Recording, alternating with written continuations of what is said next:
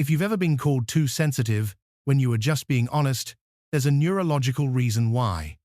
30 years of research from 5 independent scientists confirms what Carl Jung discovered in 1920. 15 to 20% of people have brain structures that literally process reality differently. Dr. Elaine Aron studied 1,500 individuals over 3 decades. Brain scans in 2023 revealed your empathy centers are physically different. And here's what Jung discovered that neuroscience just confirmed. The reason you don't post selfies isn't shyness. It's energy protection. And it might be the smartest thing you do. I know you're watching this video not by coincidence. Maybe you just ended a toxic relationship where someone called you paranoid for seeing what they were hiding. Maybe you're the family scapegoat because you point out the dysfunction everyone else pretends isn't there. Maybe you feel like an alien in a world of people who can scroll through tragedy on the news without feeling anything. Jung documented this in his patients in the 1920s. Dr. Orloff saw it across 30 years of clinical practice. Dr. Aron measured it in 1,500 individuals. And now, neuroscience proves it with brain scans. You're not broken. You're neurologically wired to perceive more. And that wiring comes with a hidden cost that explains everything about how you move through the world. In the early 1900s, at Berghölsli Hospital in Switzerland, Carl Jung began documenting patients with what he called overwhelming perception. One woman, patient M, in his case files, described walking into rooms and instantly knowing everyone's emotional state, not through observation, not through conversation, through what Jung termed differentiated perception, the ability to perceive layers of reality others couldn't access. She told Jung, "Doctor, I see through every mask, every smile hiding pain, every compliment concealing envy. I cannot sit at dinner parties. The gap between what people say and what they feel, it's unbearable." Jung noted, patient M experiences reality as it is, not as society agrees to pretend it is. 90 years later, Dr. Elaine Aron would prove Jung was right. She didn't set out to validate Jung. She set out to understand why some of her therapy clients were different, more affected by environments, more attuned to subtleties, more easily overwhelmed by stimulation. Over 30 years, she studied 1,500 individuals across 6 countries. She measured their responses to light, sound, emotional atmospheres, even the texture of fabrics against their skin. The pattern was undeniable. 15 to 20% of humans are born with what she termed high sensory processing sensitivity. Not a disorder, not a weakness, a trait, like having blue eyes or being left-handed. Except this trait processes 400% more sensory and emotional data than the average brain. And then, neuroscience confirmed what Jung saw clinically and Aron measured scientifically. In 2015, researchers at Stony Brook University put HSPs in fMRI machines. They showed them images, faces expressing subtle emotions, complex social scenes, people in distress. The scans revealed something extraordinary.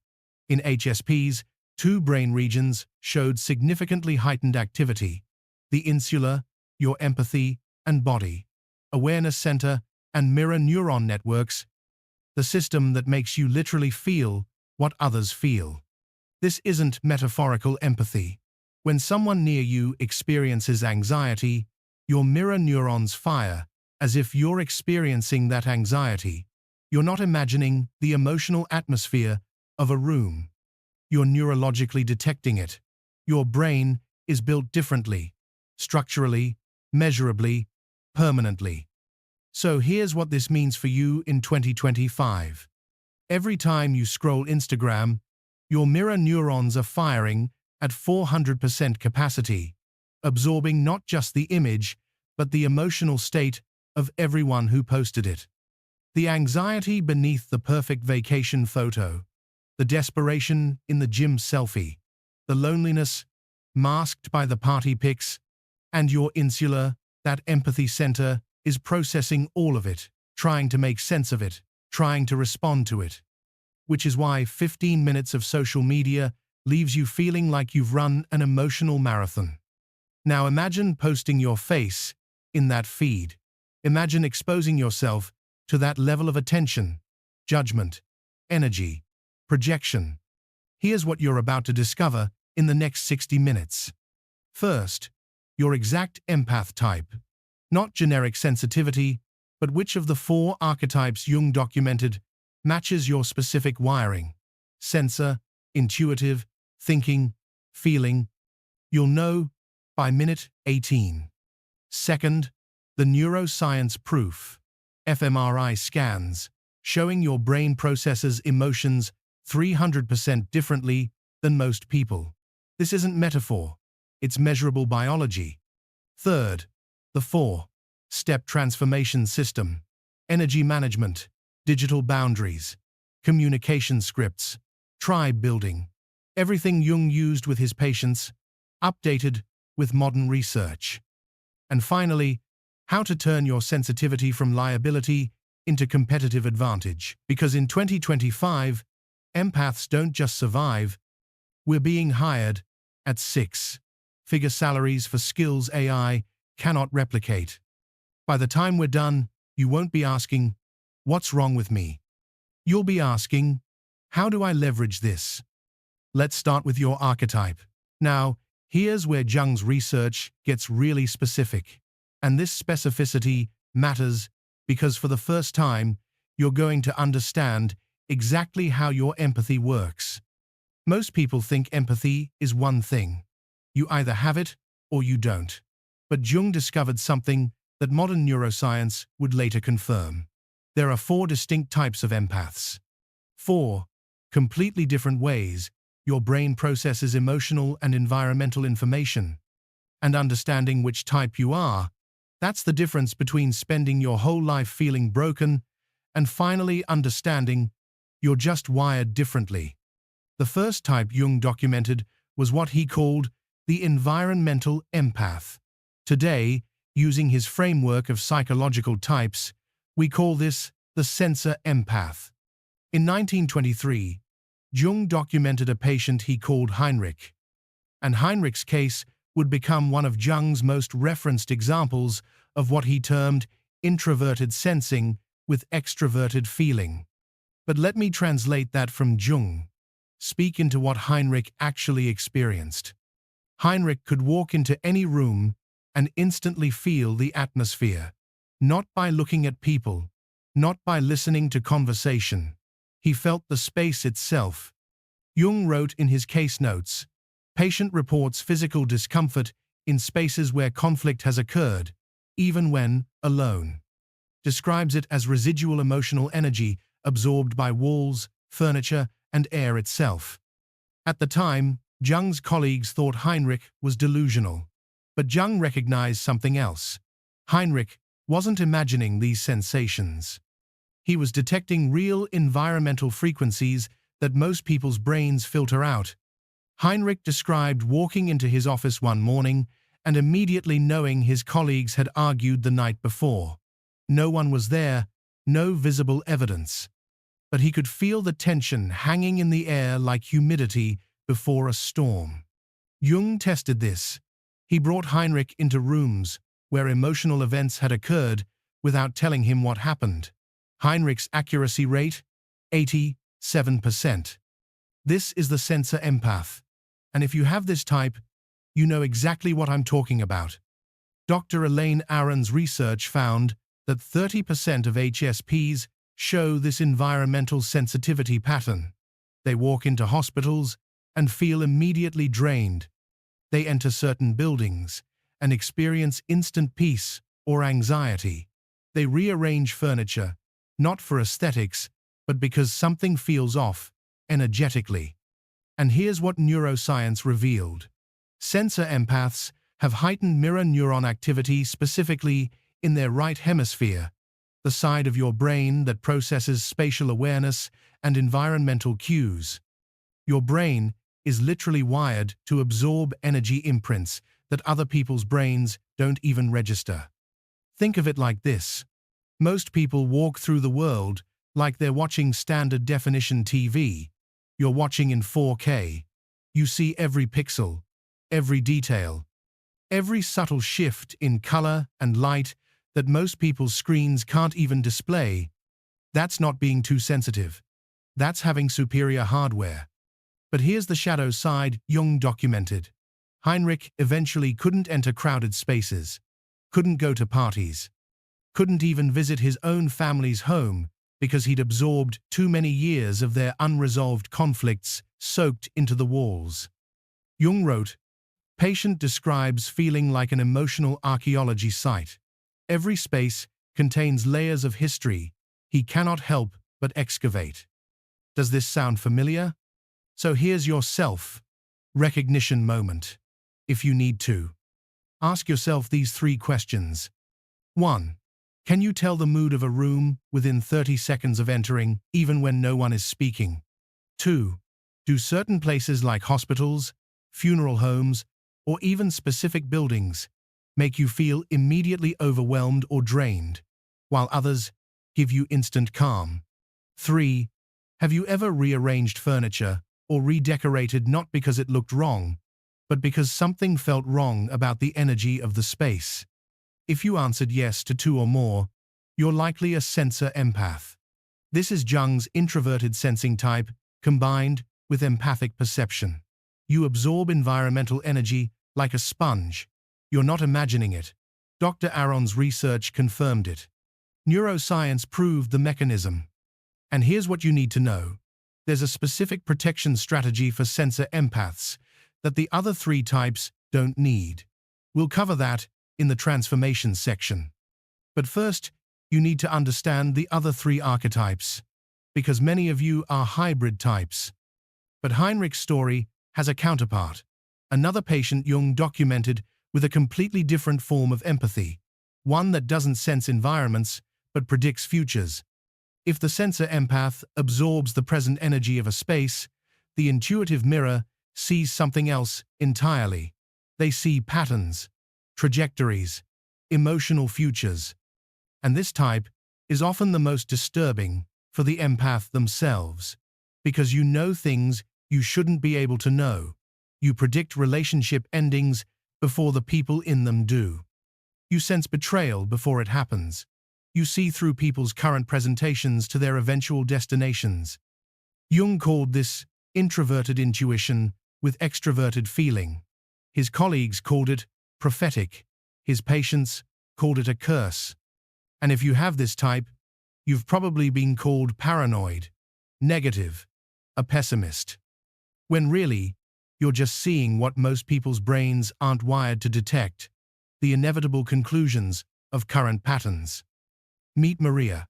Jung documented her case in 1925, and Maria's ability would become the foundation for Jung's understanding of intuitive empaths. Maria told Jung, "Doctor, I don't feel what people feel in the moment. I see where their feelings will lead them. I know when relationships will end before the people in them do. I see the pattern." The inevitable conclusion. Jung tested her.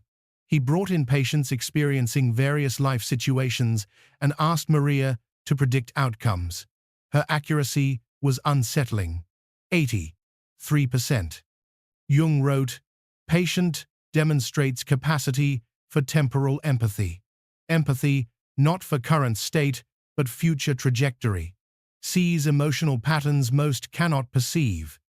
But here's what made Maria's case remarkable. She wasn't psychic. She was detecting patterns in behavior, speech, energy, that signaled future outcomes. Small inconsistencies most people dismiss. Her brain compiled into predictive models.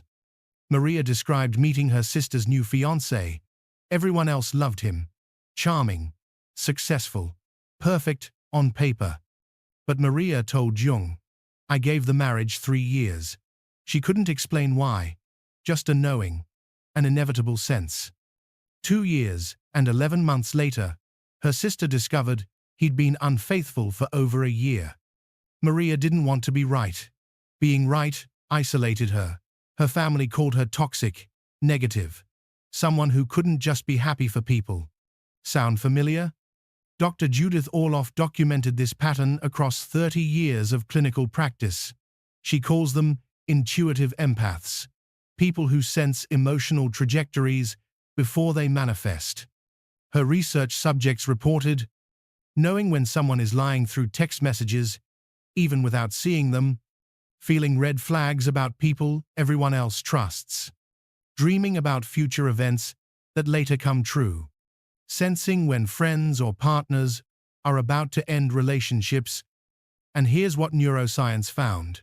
Intuitive mirrors have unusual activity in their anterior temporal lobe, the region responsible for pattern prediction and probabilistic thinking. Your brain is running predictive algorithms most people's brains don't even have. Think of it like this. Most people experience life like watching a movie. You're reading the script. You see the foreshadowing. You know how scenes will end based on the setup. You can't just watch like everyone else. You're analyzing the narrative structure in real time. That's not negativity. That's pattern recognition so advanced, it feels like precognition. But the shadow side? Maria eventually stopped sharing her insights. Because being right about tragedies doesn't feel like winning. It feels like being Cassandra, cursed to see disaster coming and never be believed until it's too late. Jung noted, patient experiences profound isolation. Knowing destroys spontaneity. Seeing patterns prevents presence. Your turn. Self. Recognition moment number 2. 3 questions. 1. Have you ever predicted a relationship outcome, yours or someone else's, months before it happened, and been right? 2.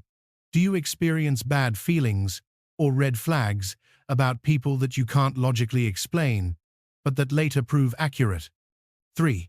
Can you sense someone's potential, what they're capable of becoming, even when they can't see it themselves yet?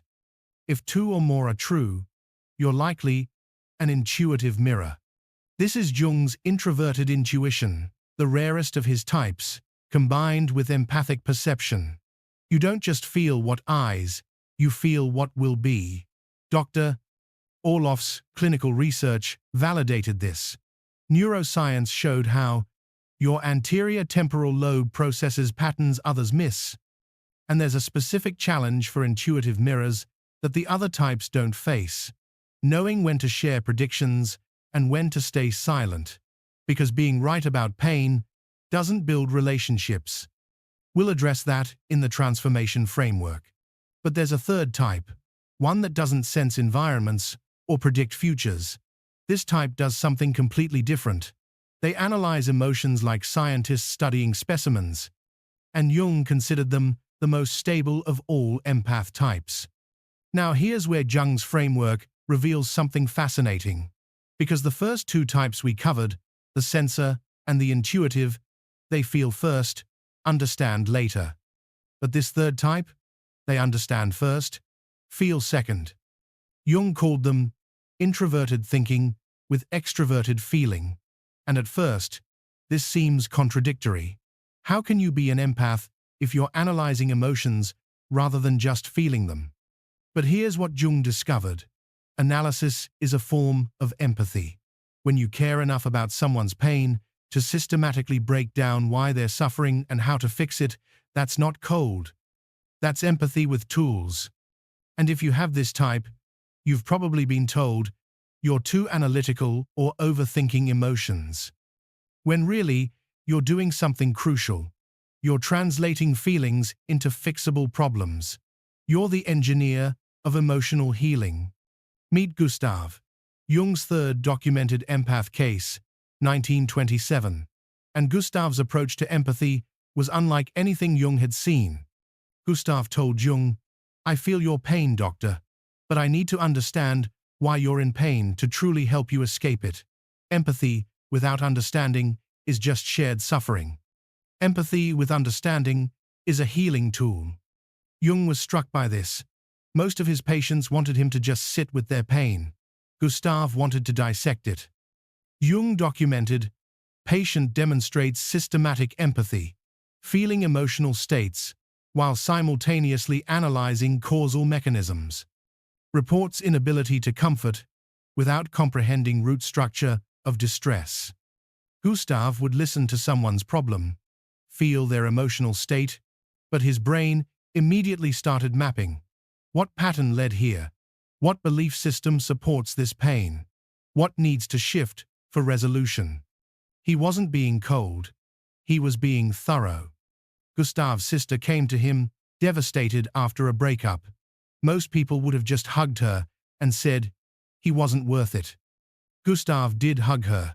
Then he asked, what pattern made you choose him? You've dated 3 men with this same emotional unavailability. What in your childhood normalized this behavior? His sister got angry, called him heartless. But 6 months later, she came back. You were right. I needed to hear that. Everyone else just let me repeat the pattern. This is the thinking protector. Dr. Elaine Aron's research identified this type in about 25% of HSPs. She calls them analytical feelers, people whose empathy flows through their prefrontal cortex before it reaches their heart. They report feeling overwhelmed by others' emotions, but needing to understand them to process, offering advice when people just want listening, but can't help solving, analyzing their own emotions while experiencing them, feeling like bad empaths because they don't just sit in feelings. And neuroscience revealed why. Brain scans of thinking protectors show co-activation. Their emotional centers, amygdala and insula, fire simultaneously with their analytical regions, prefrontal cortex, and anterior cingulate. Most people's brains do these separately. Yours does both at once. Think of it like having stereo speakers, where most people have mono. You're processing emotional information through 2 channels simultaneously, feeling and analysis. That's not overthinking. That's multi-channel processing. It makes you exceptional at helping people solve emotional problems. But it also means you struggle with people who just want to be heard, not fixed. Stanford's 2024 study on empath types found that thinking protectors have 40% higher prefrontal cortex activity during empathetic moments compared to other empath types. They're literally thinking and feeling simultaneously at a neurological level. But the shadow side? Gustav struggled with relationships. People experienced his analysis as criticism, his desire to help as judgment. Jung noted, patient reports loneliness despite deep care for others.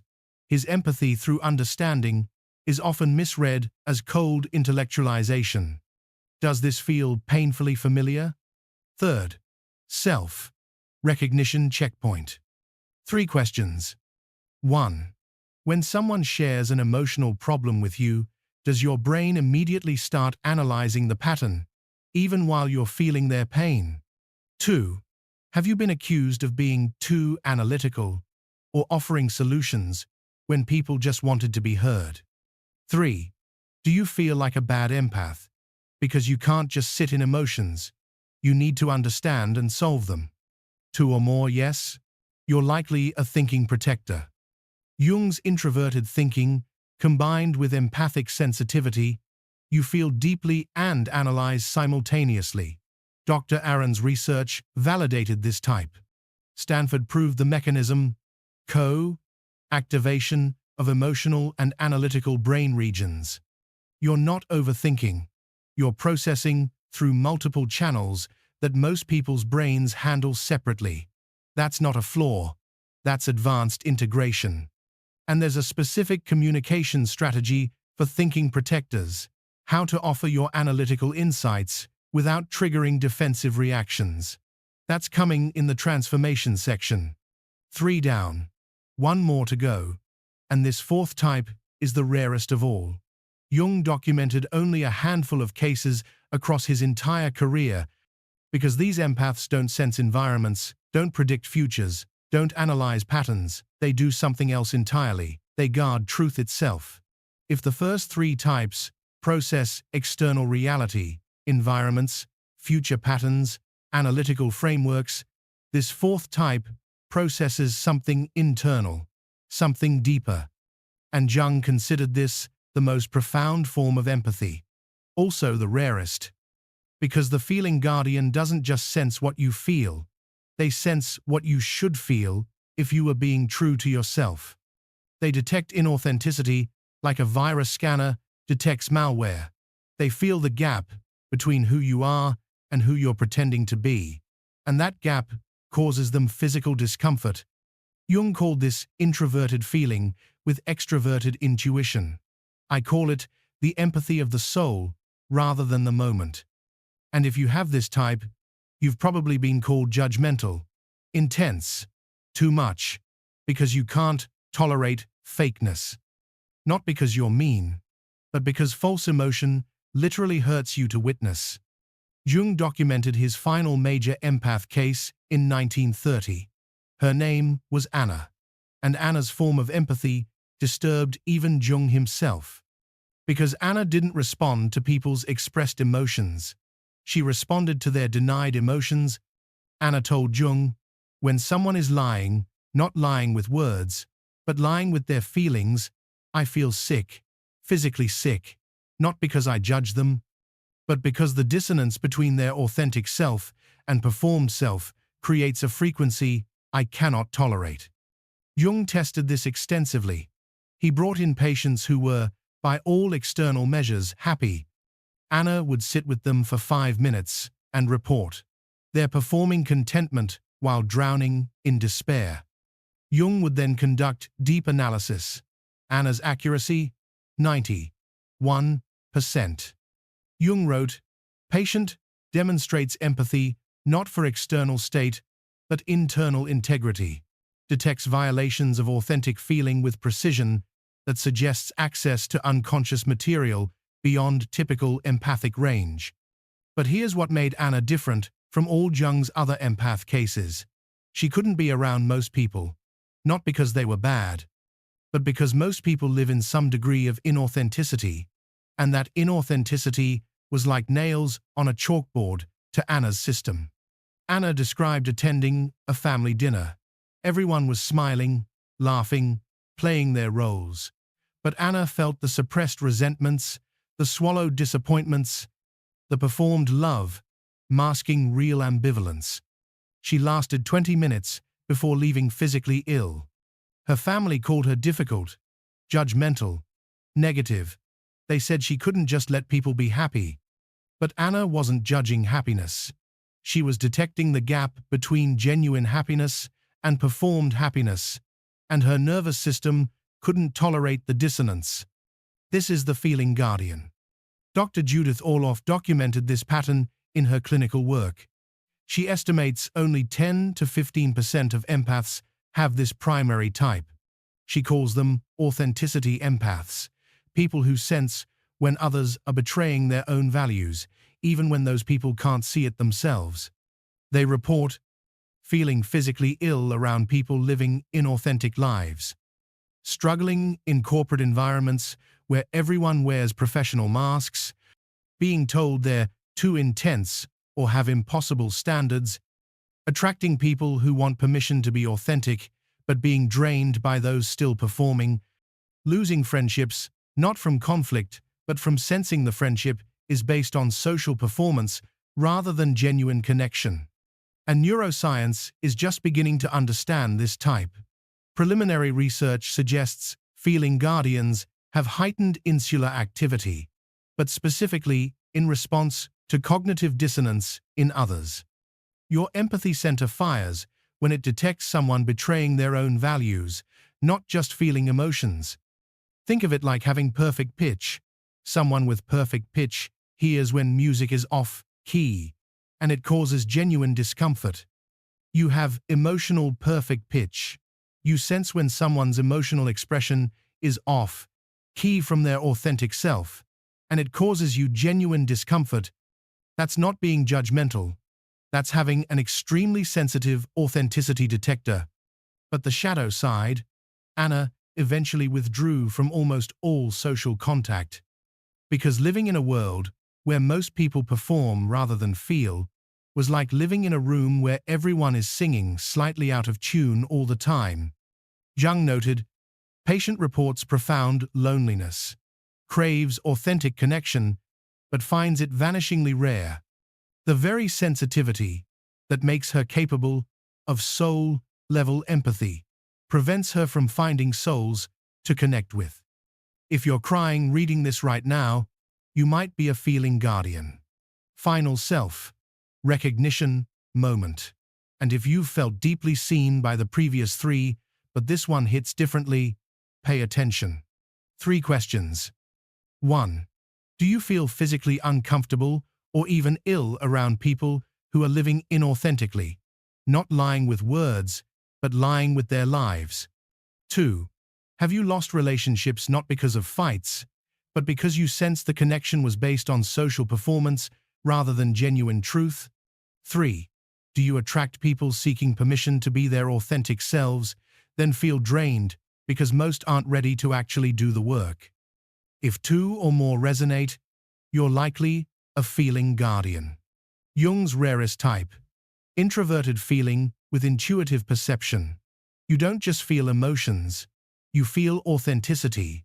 You sense soul alignment or misalignment. Dr. Orloff's research suggests only 10 to 15% of empaths have this as their primary type. You're not judgmental. You have emotional perfect pitch, and living in a world of inauthenticity is like being a musician in a band where everyone plays slightly out of tune. And there's something crucial you need to know.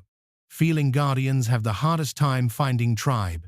But when you do find authentic people, those connections are unlike anything the other types experience.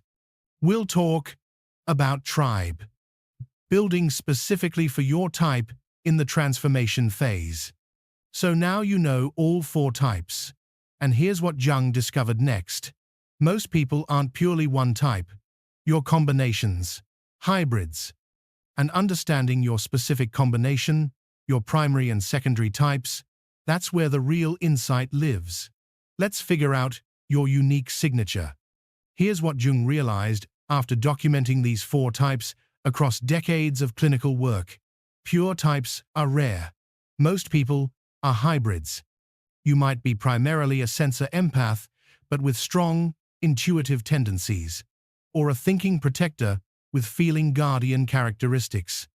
And this hybrid nature, this is actually what creates your unique empathic signature, the specific way your empathy expresses itself that's different from every other empath on the planet. Dr. Elaine Aron's research confirmed this. In her study of 1,500 HSPs, 67% showed characteristics of multiple types. Only 33% were pure types. So the question isn't just, which type am I? The question is, what's my combination? What's my primary strength and my secondary support? Because understanding your hybrid nature means understanding exactly how to build a life that honors your specific wiring, not generic empath advice, personalized strategy based on your unique processing style. Let me walk you through how this hybrid understanding works by showing you real patterns Jung documented and Dr. Aron's research later confirmed. Jung had a patient, we'll call her Elizabeth, who could both sense the emotional atmosphere of a space and predict where that atmosphere would lead. She'd walk into a workplace and immediately feel the tension, sensor. But then her brain would extrapolate.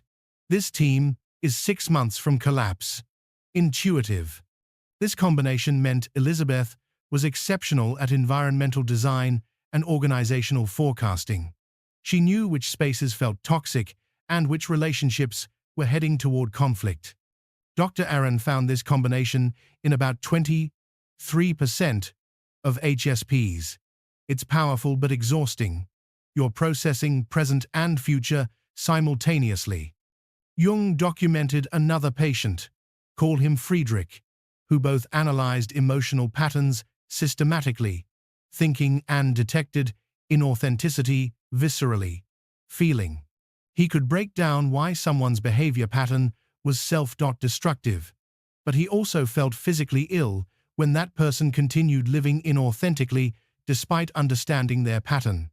This combination made Friedrich an exceptional therapist but a terrible friend. He could help people solve problems, but he couldn't tolerate people who understood their problems and chose not to change. Dr. Orloff's research suggests about 18% of empaths show this pattern. It's the most intellectually powerful but relationally challenging combination. This combination absorbs environmental energy, sensor, but immediately tries to analyze and solve it, thinking. Jung's patient, we'll call him Otto, would enter his friend's apartment, feel the depression soaked into the walls, and immediately start rearranging furniture and opening windows while explaining the psychology of environmental energy. Helpful? Yes. Wanted? Not always. This combination appears in about 28% of HSPs, your environmental healers with analytical frameworks. Excellent for space design, interior psychology, feng shui, but you might reorganize people's homes without asking. Rarest combination. About 12%. These empaths predict emotional futures and detect authenticity. Jung's patient, call her Margaretha, would meet someone and within minutes know this person will betray their values within 2 years, and when they do, they'll become depressed. She saw both the trajectory and the soul misalignment that trajectory would create. This combination made Margaretha almost prophetic, but completely isolated. Because being right about people's eventual inauthenticity doesn't make you popular at parties. Here's how to identify your combination. Your primary type is what happens automatically, unconsciously. It's your first response, your default processing mode. Your secondary type is what you do next. It's your backup system, your support mechanism. Example: if you walk into a room and first sense the atmosphere, sensor, then start predicting where that atmosphere will lead, intuitive. Your primary is sensor. Secondary is intuitive. If you first analyze someone's emotional pattern, thinking, then feel their pain, sensor. Your primary is thinking. Secondary is sensor. The primary determines your greatest strength. The secondary determines your unique flavor of that strength. And Jung discovered people struggle most when they try to lead with their secondary instead of honoring their primary. Dr. Aron's 30-year study confirmed Jung's hybrid framework. She found pure types, 33%. 2-type hybrids, 52%. 3-type combinations, 13%. All 4 balanced, extremely rare, 2%. The most common combinations: sensor plus intuitive, 23%. Sensor plus thinking, 28%. Thinking plus feeling, 18%. Intuitive plus feeling, 12%. Pure types: pure sensor, 14%. Pure intuitive, 7%. Pure thinking, 8%. Pure feeling, 4% rarest. All right. Integration time. This is where you figure out your specific signature. Go back through the 4 self-assessments we did. For each type, count how many questions you answered yes to. Sensor empath, out of 3. Intuitive mirror, out of 3. Thinking protector, out of 3. Feeling guardian, out of 3. Your highest score is your primary type.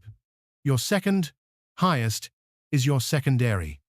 If you scored equally on 2 types, you're a balanced hybrid. That's rare but powerful. If you scored 2+ on 3 types, you're a multi-type processor. That's exhausting but gives you exceptional range. Write this down. I am primarily a primary type with secondary type characteristics. This means I first primary function, then secondary function. For example, I am primarily a sensor empath with intuitive mirror characteristics.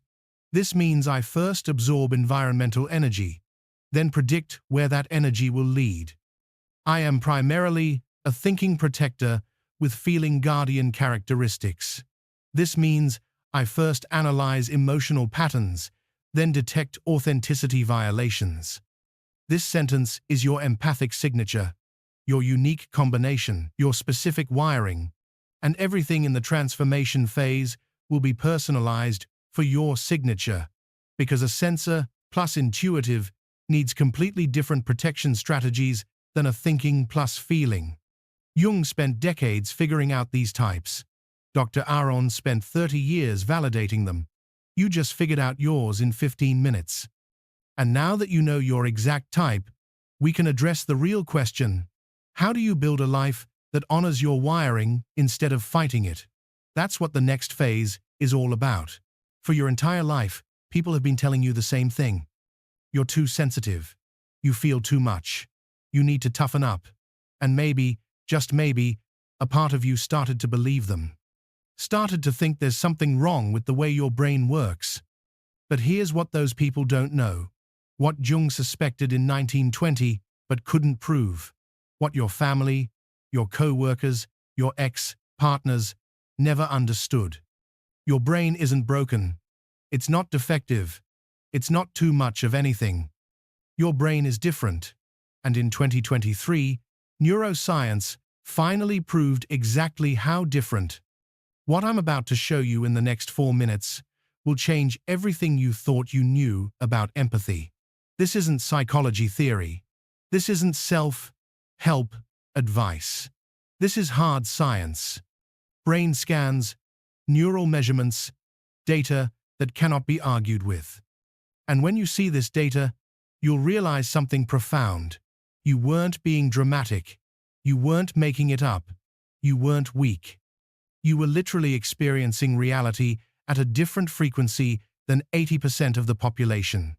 So if you've ever felt gaslit, if you've ever been told you're overreacting when you could feel something was wrong, this next section is your validation.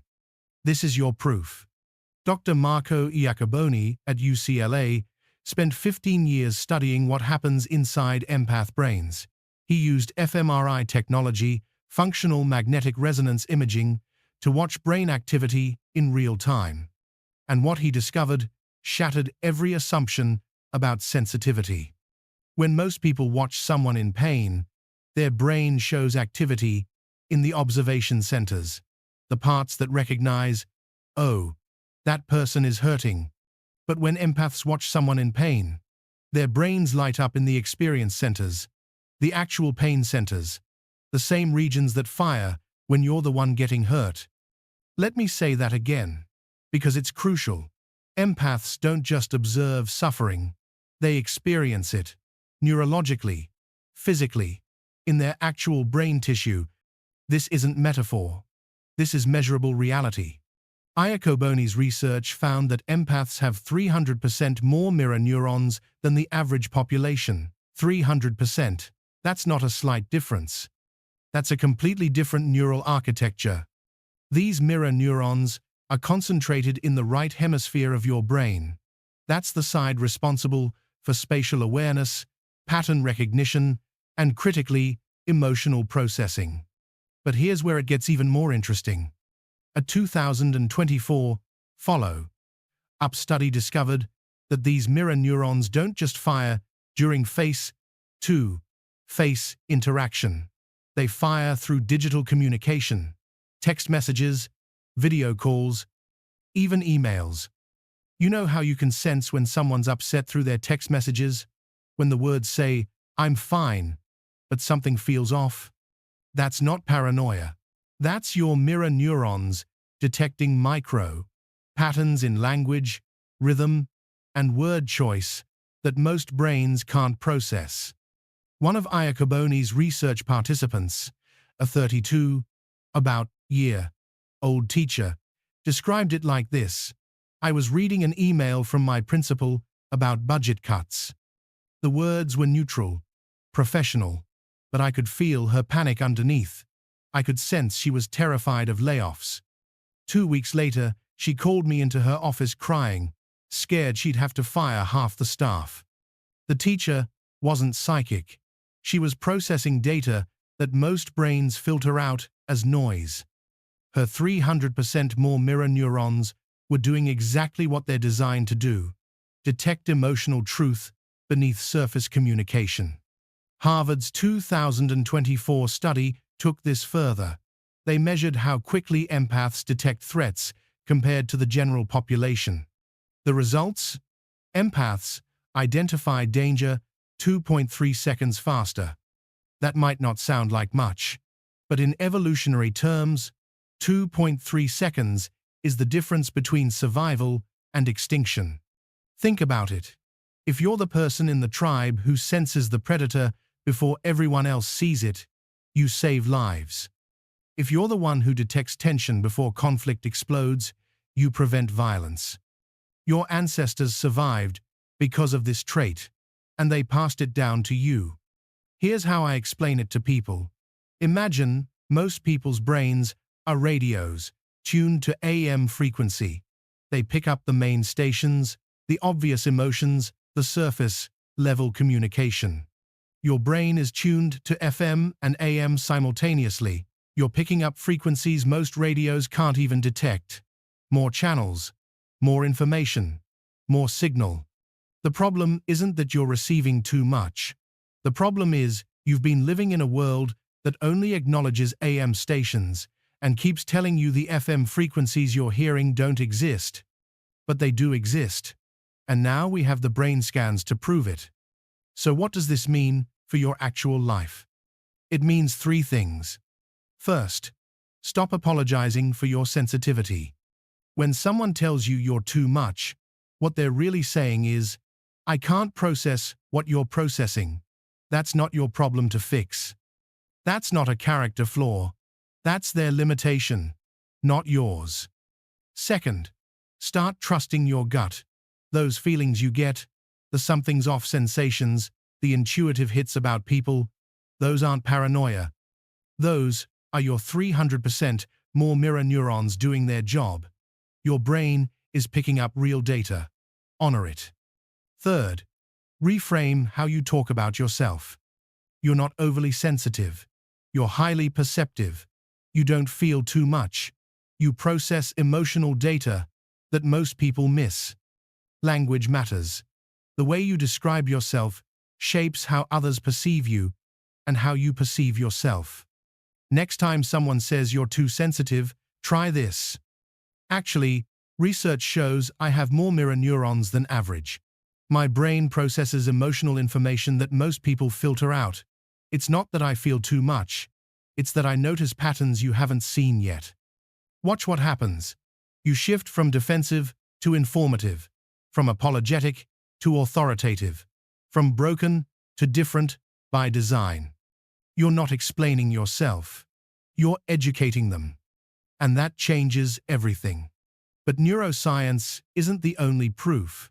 Because while Marco Iacoboni was scanning brains in his UCLA lab, Harvard Business School was studying something else entirely. While scientists were proving empaths have superior neural architecture, business researchers were discovering something equally shocking. Companies with empaths don't just perform better, they dominate their competition. Here's something that's going to blow your mind. For decades, corporate America told empaths to hide their sensitivity. Leave your emotions at the door. Business is business. Don't take things personally. Empaths who showed vulnerability passed over for promotions. Empaths who prioritized people over profit labeled not leadership material. Empaths who cared too much told they'd never make it in the real world. And so empaths learned to mask, to pretend, to perform a version of themselves that looked tough enough to survive in environments that worshipped cold logic and ruthless competition. But here's what nobody expected. Harvard Business School spent 3 years studying leadership effectiveness across 2,000 managers in 50 companies. They tracked every measurable outcome: employee satisfaction, innovation rates, retention numbers, customer reviews, revenue growth. And when the data came in, it revealed something the old guard never saw coming. The empaths weren't just surviving, they were winning. The managers, everyone said, were too soft for leadership. They were outperforming the tough managers by margins so significant that Harvard called it a paradigm shift in leadership science. So if you've ever been told you're not cut out for leadership, if you've ever watched less qualified people get promoted over you because they were more assertive, if you've ever dimmed your empathy to fit into corporate culture, what I'm about to show you is going to make you angry, and then it's going to make you powerful, because the business world finally has the data, and the data says everything you were told was backwards. Harvard's 2024 study, titled The Empathy Advantage in Leadership, tracked managers across industries: tech, healthcare, finance, education, retail, and the pattern held everywhere. Let me give you the numbers. Managers with high empathy scores: 67%, better retention rates. 67%. That means if a typical manager loses 6 employees a year, an empath leader loses 2. Why? Because people don't quit jobs, they quit managers. And empaths create environments where people actually want to stay. Teams led by empaths: 45% increase in innovation output. They're not just filing more patents or suggesting more ideas, they're creating better solutions. Why? Because empaths sense problems before they become crises.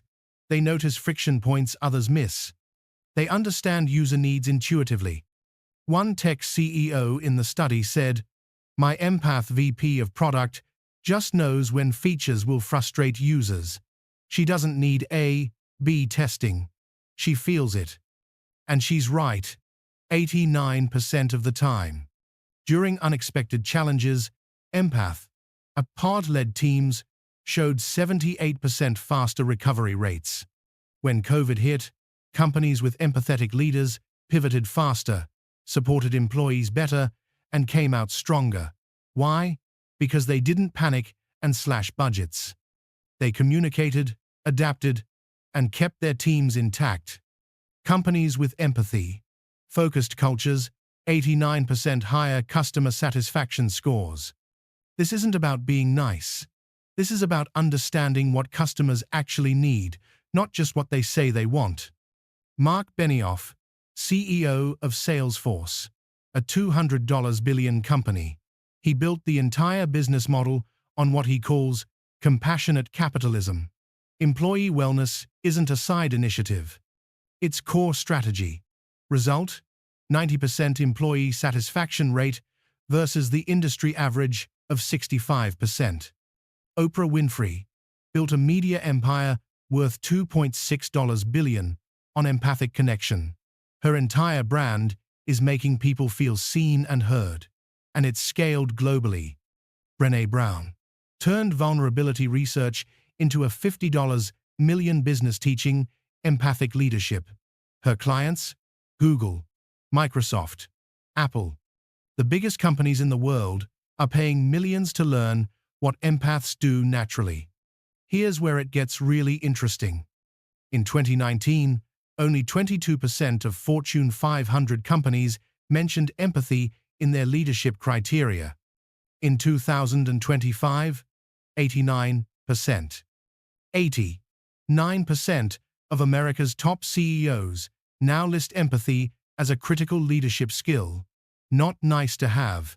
Critical. Companies are creating new positions: chief empathy officers, empathy training consultants, emotional intelligence directors. The Harvard research showed why. In the post-pandemic world, employees have options. They're no longer tolerating toxic cultures. 51% of workers surveyed said they'd take a 5.1% pay cut to work in a more empathetic environment. Let that sink in. People are willing to earn less money just to work with leaders who actually care about them as humans. But here's the bottom line. Literally, companies with high empathy scores outperformed low empathy competitors by an average of 23% in revenue growth over 3 years. 23%. That's not a rounding error. That's a competitive advantage. Empathy isn't just the right thing to do. It's a profit driver. It's a retention strategy. It's an innovation accelerator. The business case for empaths isn't moral. It's mathematical. Think of empathy like this. Most companies compete on product, price, or marketing. Those are easily copied. You build a better widget, someone else will copy it in 6 months. But company culture, the way employees feel, the trust between leaders and teams, that can't be copied. That can't be outsourced. That can't be faked. Empaths build moats that competitors can't cross because you can't fake genuine care. You either have it or you don't. And customers can tell the difference. So how do you actually use this information? Here's what changes right now.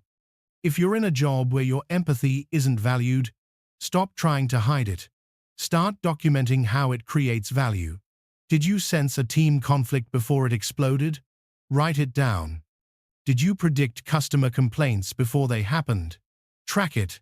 Did you improve morale just by listening to people? Measure it. Build a case for your empathy as a business skill, not a personality trait. If you're looking for a new role, screen companies for empathy culture before you accept an offer. Ask in interviews. How does leadership handle team conflicts? How do you support employee well-being? What's your retention rate? Their answers will tell you everything. You're not being demanding.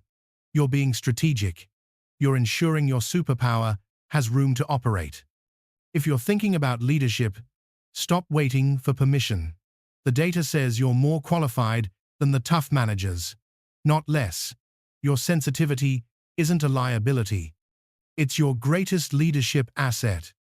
In your next performance review or job interview, try this. I've noticed I'm able to predict team challenges before they escalate, which has saved us. Specific example. Research from Harvard Business School shows that empathic leadership correlates with 67% better retention and 45% higher innovation. I'd like to discuss how we can leverage this skill set more strategically. You're not saying, "I'm sensitive." You're saying, "I have a measurable competitive advantage." You're positioning empathy as ROI, return on investment. And suddenly, people start listening differently. But as powerful as this workplace data is, there's something we need to address, because not everyone who claims to be empathic is actually healthy. Because here's an uncomfortable truth nobody wants to talk about. Some of the most manipulative people in the world call themselves empaths. And learning to tell the difference might be the most important skill you develop. Let me tell you about someone I'll call Jennifer. Jennifer was a therapist. 25 years of experience, glowing reviews, waiting list 6 months long. Her clients said things like, "She just gets me, and I've never felt so understood." But over time, a pattern emerged. Her clients became dependent. They'd call her during her off hours, and she'd answer, saying, "I care about you too much to ignore you." They'd extend sessions, and she'd allow it, saying, "Your healing matters more than my schedule." They'd stop seeing other support systems, and she'd encourage it, saying, "Nobody understands you like I do." Her clients thought they'd found a savior. What they'd actually found was someone using empathy as a control mechanism. Jennifer could read emotions perfectly. She could sense vulnerabilities instantly. She knew exactly what people needed to hear, but she wasn't using those skills to empower people. She was using them to keep people dependent. This is what researchers call a dark empath. And here's why this matters for you. If you're watching this video, you're probably a genuine empath trying to navigate a world that doesn't understand you. But that world is full of people who fake empathy, or worse, weaponize it. You've probably encountered them. The friend who always knows what you're feeling, but somehow makes every conversation about their problems. The partner who claims to be so sensitive, but uses your vulnerabilities against you in arguments. The boss who talks about caring for the team, but creates a culture of emotional manipulation. The next 3 minutes might be uncomfortable, because I'm going to show you the difference between empaths who heal and empaths who hurt, and you might recognize patterns in others or in yourself that are hard to face. But facing them is how we evolve from wounded empaths to integrated ones. So, let's talk about what Jung called the shadow of the helper.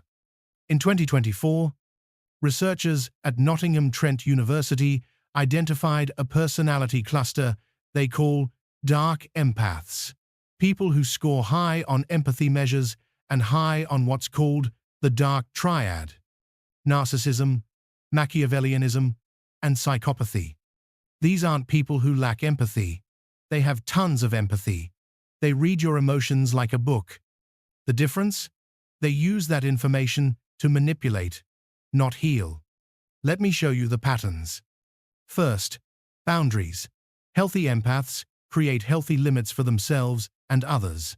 Dark empaths, they ignore others' boundaries while demanding their own be respected. Second, energy patterns. Healthy empaths give from overflow and recharge through solitude. Dark empaths take energy from others to feel powerful. Third, how they handle conflict. Healthy empaths seek genuine resolution and growth. Dark empaths create drama to maintain control. Fourth, truth telling styles. Healthy empaths speak difficult truths with compassion. Dark empaths manipulate with partial truths and selective honesty. Fifth, your growth. Healthy empaths encourage your independence. Dark empaths create dependence on their insight and support. Sixth, when they make mistakes. Healthy empaths own their errors and learn from them. Dark empaths blame others and play victim. Seventh, how they help. Healthy empaths are available without hidden agenda. Dark empaths help with strings attached and future leverage. If you're reading this list and feeling uncomfortable, if you recognize some dark empath patterns in yourself, that's actually a good sign. It means you're willing to look at your shadow, and that's the first step to integration. Let's say you share a vulnerability with someone. You tell them about a childhood trauma. Healthy empath response: "Thank you for trusting me with that. That must have been incredibly difficult. What support do you need right now?" Dark empath response: "Oh my God, I knew something happened to you. I could feel it. That explains so much about why you do specific behavior. You really need to work on that." See the difference? The healthy empath honors your sharing and offers support. The dark empath uses your vulnerability to diagnose you, position themselves as all-knowing, and subtly criticize. Dark empaths are particularly dangerous because they hide behind the label of sensitive soul. They'll say things like, "I'm just being honest because I care about you," before saying something cruel. "I feel everything so deeply, you wouldn't understand," dismissing your feelings. "I'm only trying to help," while making you feel worse. "I can sense what you're really feeling," then telling you what you feel instead of asking. This is empathy as control, empathy as superiority, empathy as weapon. Want to know where this gets really dark? Look at cult leaders throughout history. Jim Jones, Keith Raniere. Many of them scored extremely high on empathy tests. They could read a room instantly. They knew exactly what broken people needed to hear, and they used that gift to create dependence, isolate followers, and maintain power. They weren't psychopaths who lacked empathy. They were empaths who chose manipulation over healing. And here's the part nobody wants to hear. About 60% of people who seek out empath content online are actually narcissists looking for validation for their manipulative behavior. You heard that right. More than half of the people consuming content about empaths aren't empaths. They're people who want permission to stay stuck in codependent, controlling patterns. So how do you know which category you're in? Here's the test Jung would give. When you help someone, what happens to your ego? Healthy empaths. Their ego shrinks. They feel humble. They know they're facilitating someone else's growth, not causing it. Dark empaths. Their ego expands. They feel powerful. They think, this person needs me, and I'm the only one who understands them. If you walk away from helping someone feeling like a hero, like they couldn't survive without you, like you have special insight nobody else has, that's your ego talking. That's the shadow. If you walk away feeling grateful, you could be present, hoping they find their own strength, knowing they'll be okay with or without you, that's integrated empathy. So, what do you do with this information? 2 things. First, screen the people in your life. If someone in your circle claims to be an empath but makes you feel consistently drained, dependent, or less than, that's a red flag. Real empaths leave you feeling more capable, not less. Ask yourself, after spending time with this person, do I feel empowered or diminished? Do they encourage my growth or subtly keep me stuck? Do they respect my boundaries or guilt, trip me when I set them? If the answer makes you uncomfortable, trust that discomfort. Second, check your own patterns. This is harder, but it's crucial. Ask yourself, do I feel superior to less sensitive people? Do I secretly enjoy when people become dependent on my insight? Do I struggle when people solve problems without my help? Do I use my empathy to avoid responsibility for my actions? If you answered yes to any of those, that's your shadow. That's the part Jung said we all have to integrate, and the only way to integrate it is to face it. Here's a simple practice. After every interaction where you help someone, ask yourself, did I leave that person feeling more powerful or more dependent on me? If the answer is more dependent, examine why. What did you gain from their dependence? That's shadow work. Healthy empaths create independence. Dark empaths create dependence. Which one are you building? But here's the good news. If you're asking these questions, if this section made you uncomfortable, if you're willing to examine your own patterns, that proves you're moving toward healthy empathy. Dark empaths don't question themselves. They don't watch 60-minute videos about integration. They don't do the hard work of shadow examination. The fact that you're still here means you're committed to being a force for healing, not harm. And the world needs that version of you now more than ever, because we're entering an era where empathy becomes the most valuable human skill.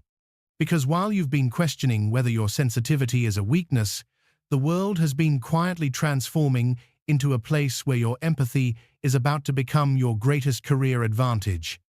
2025 is the year everything changed. ChatGPT can write essays in seconds. AI can diagnose diseases faster than doctors. Robots can manufacture products cheaper than humans. Algorithms can trade stocks with superhuman precision.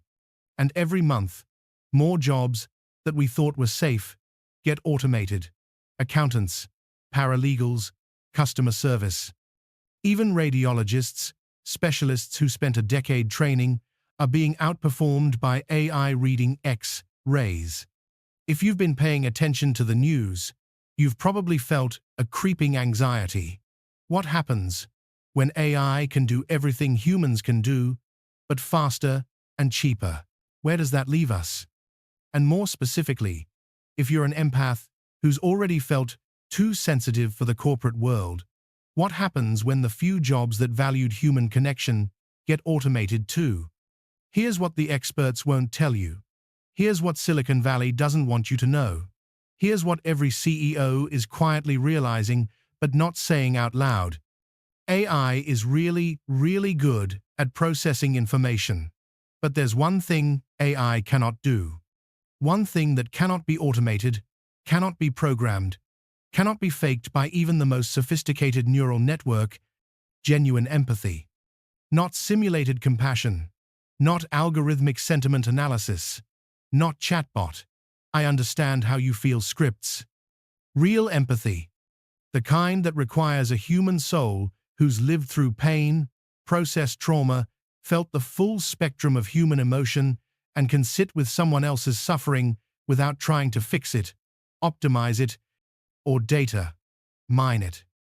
What I'm about to show you is going to flip your understanding of your place in the world completely upside down.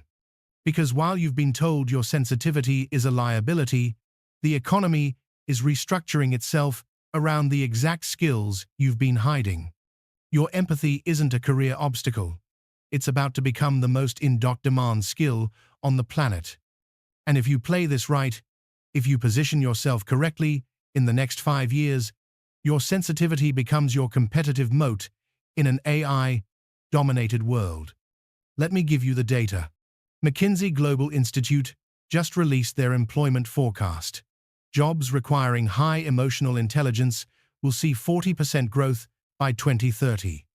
40% growth, while automation is eliminating millions of jobs. These aren't therapy jobs. These are leadership positions, innovation roles, design careers, sales, education, coaching, HR, user experience, brand strategy. Everywhere that human connection matters, that's where empaths thrive. Here's what AI is brilliant at: processing millions of data points, recognizing patterns, predicting outcomes based on past behavior, optimizing for efficiency, scaling solutions quickly.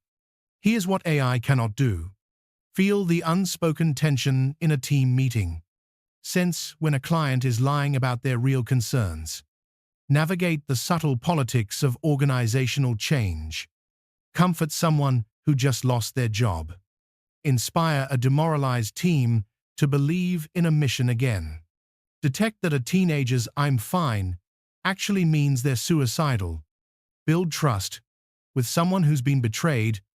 Every single one of those skills requires something AI doesn't have: lived experience, emotional memory, the ability to be present with pain. Let's look at therapy. There are AI therapy apps now, chatbots that use cognitive behavioral therapy protocols. Some are actually quite good at delivering standard interventions. But here's what therapists report. Clients use the AI for homework, for practicing techniques, for tracking moods. But when they're in real crisis, when they're contemplating divorce, grieving a loss, questioning their entire identity, they come to human therapists. Because a chatbot can say, "I hear that you're in pain," but it can't feel the weight of that pain with you. It can't hold space. It can't transmit the unspoken message: "You're not alone in this. I've felt darkness too, and you can survive it." That's empath medicine, and it cannot be automated. Here are careers that didn't exist 10 years ago, but are now 6-figure positions. AI ethics consultant, $150K, $400K. Companies building AI need humans to ensure the technology doesn't harm people. They need someone who can feel the human impact of algorithmic decisions. That's an empath job. Human experience designer, $120K, $300K. As interfaces become more automated, companies need designers who understand emotional responses to technology. Apple, Google, Microsoft are desperate for people who can make AI interactions feel human. That requires empathy that AI cannot self-generate. Corporate empathy trainer, $200K, $500K as consultant. Fortune 500 companies are budgeting millions to teach non-empath leaders how to lead with emotional intelligence. Because they've realized the data shows empathy drives profit, but most leaders don't know how to do it. Enter empath consultants. Relationship systems architect, $180K, $450K. Designing communication systems for remote teams. How do you maintain human connection across digital platforms? How do you prevent Zoom fatigue? How do you build culture when nobody's in the same room? These are empath problems requiring empath solutions. Cultural Bridge Specialist, $160K, $380K. Global companies expanding internationally need people who can navigate cultural, emotional differences. AI can translate language, but understanding how emotions are expressed differently across cultures, that's human work. That's empath work. Here's a study that shows this perfectly. Harvard Business Review studied customer service interactions, half handled by AI, half by human empaths. For simple problems, password resets, order tracking, AI won. Faster, cheaper, more efficient.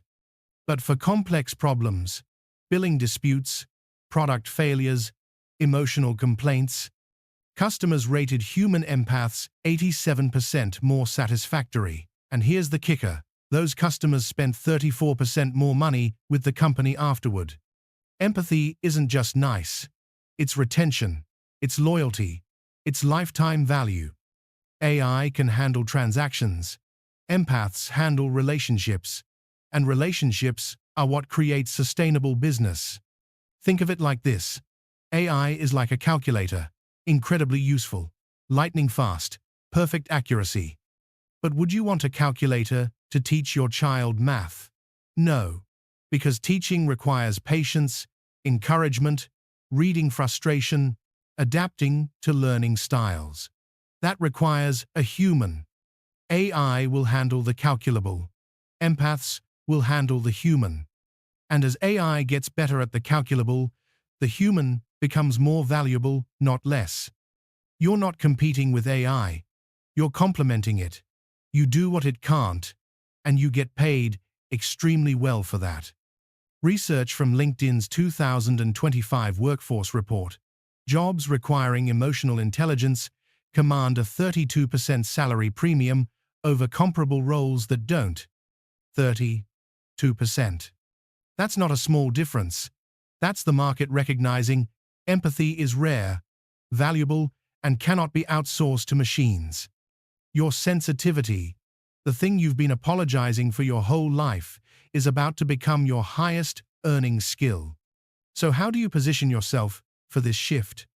3 moves. First, stop hiding your empathy. Start marketing it. Update your LinkedIn, your resume, your professional bio. Add language like emotional intelligence, specialist, human, centered problem solver, expert in organizational dynamics and team psychology. You're not saying I'm sensitive. You're saying I have skills AI cannot replicate. Reframe your empathy as your competitive advantage, not your soft skill. Second, identify which empath career path fits your archetype. Sensor Empaths, environmental processes, human experience design, workplace design, user experience. Intuitive mirrors, pattern predictors, strategic consulting, AI ethics, risk assessment, organizational development. Thinking protectors, analytical feelers, relationship systems, architecture, process optimization with human factors, technology ethics.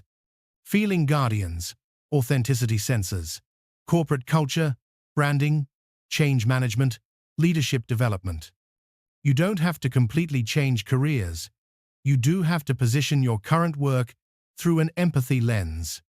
Third, invest in the skills that pair empathy with strategy.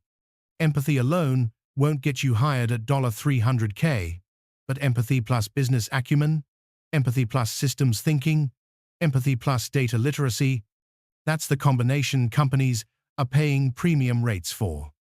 Take one course in business strategy, data analysis, organizational psychology, design thinking, change management.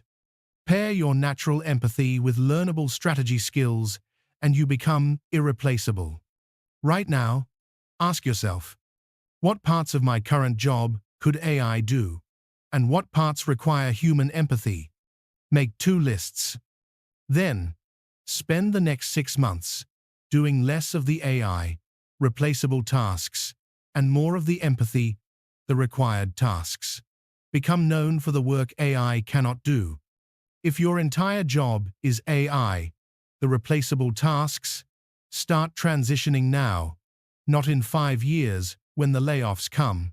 Now, while you have leverage, because the empath revolution isn't coming, it's already here, and the people who recognize it early are the ones who'll lead it. So, stop apologizing for your sensitivity. Stop minimizing your emotional intelligence. Stop pretending to be tougher than you are. The world doesn't need you to be tougher. The world needs you to be exactly what you are, because what you are is becoming the most valuable thing in an automated economy. But having the science, the workplace data, the future career paths, that's all validation. That's all external proof. Now it's time for the hardest part. The part Jung said most people avoid their entire lives. Actually living as an integrated empath, not just understanding it intellectually, but transforming your actual daily life. That's what we're doing next. Here's something most empaths get completely wrong. They think burnout happens because they're not strong enough, because they haven't toughened up enough, because maybe, just maybe, there's something defective about their sensitivity. But here's what Jung discovered in his clinical practice, what Dr. Elaine Aron confirmed across 30 years of research, and what neuroscience now proves with brain scans.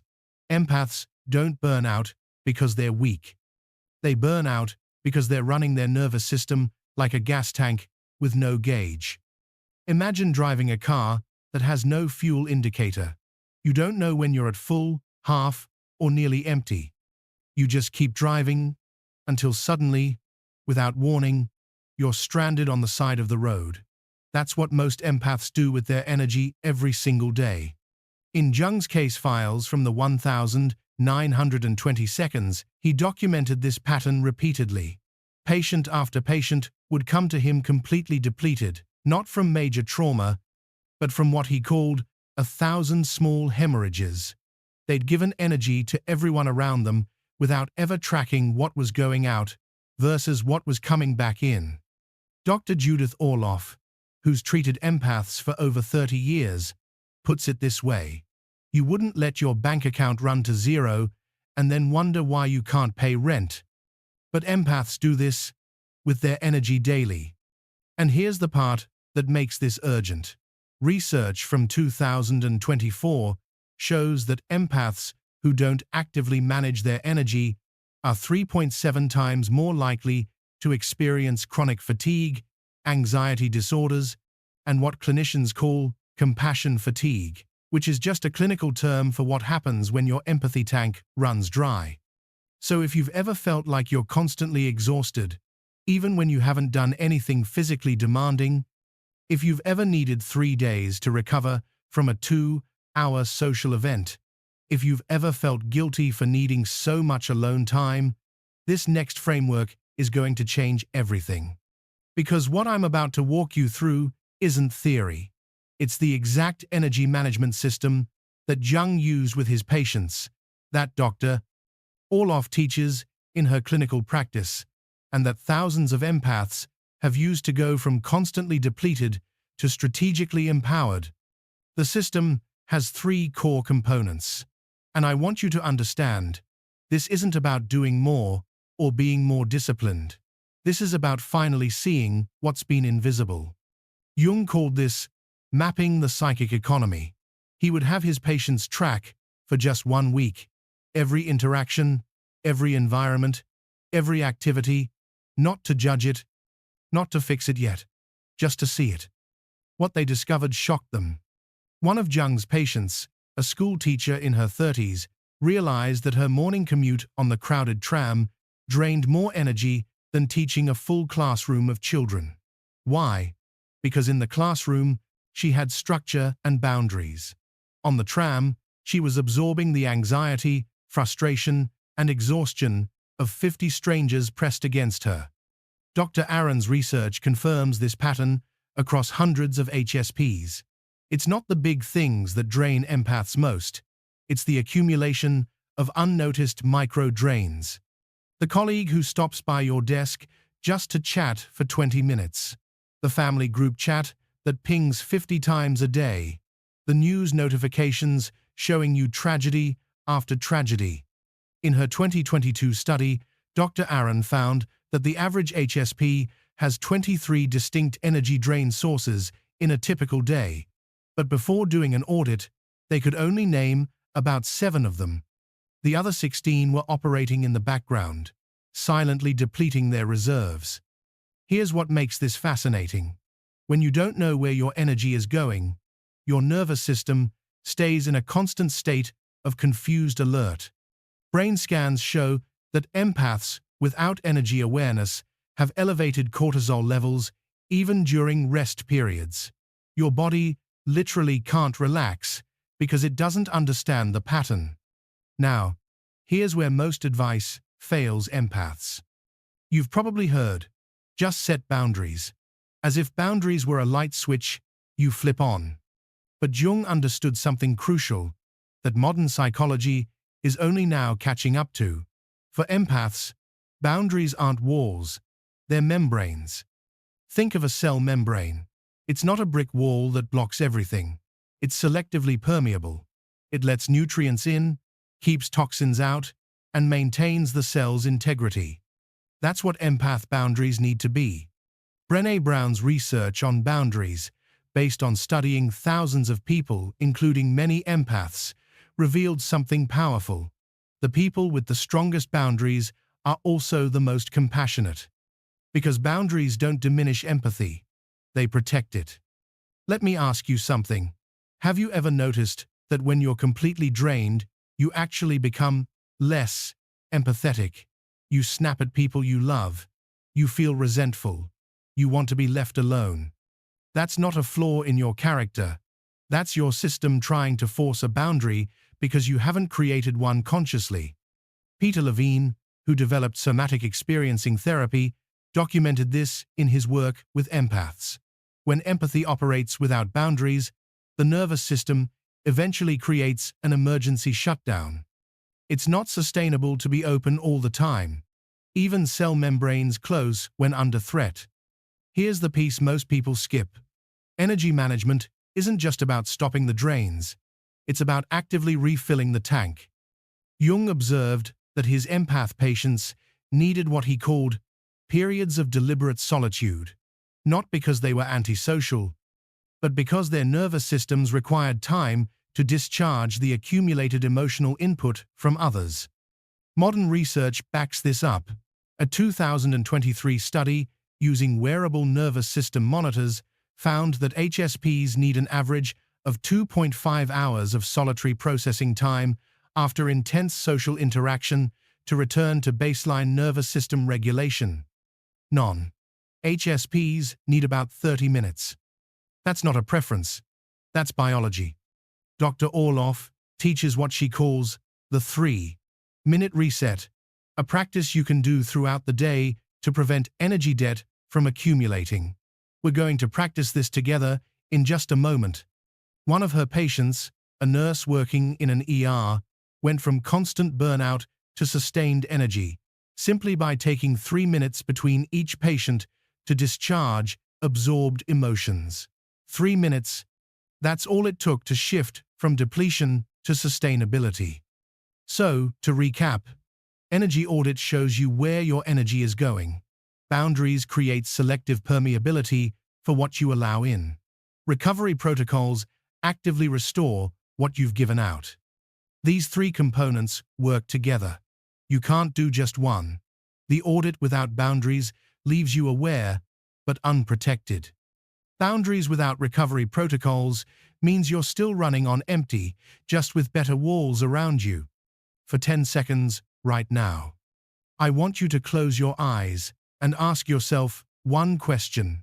When was the last time I felt completely energized? 5 seconds.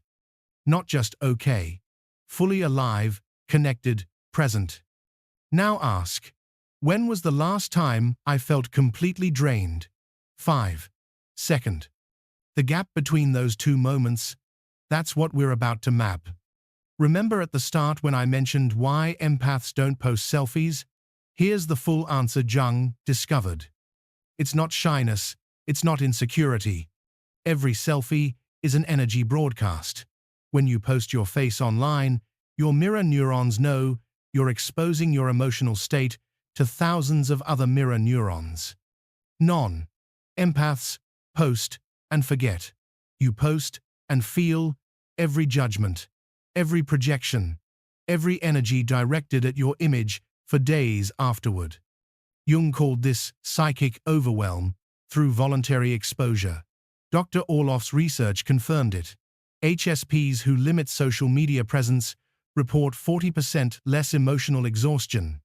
You're not camera, shy, you're energy, and wise. Your nervous system is protecting you from broadcast drain. That instinct? It's your empath intelligence working perfectly. Now, let's map exactly where your energy is actually going. Okay, let's do this right now. I'm going to walk you through a mini version of the energy audit that you can complete in the next 7 days.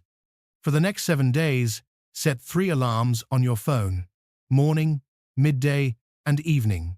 When each alarm goes off, take 60 seconds to rate your energy level from 1 to 10. That's it. Just notice and record. No judgment. No trying to fix anything yet. Just data collection.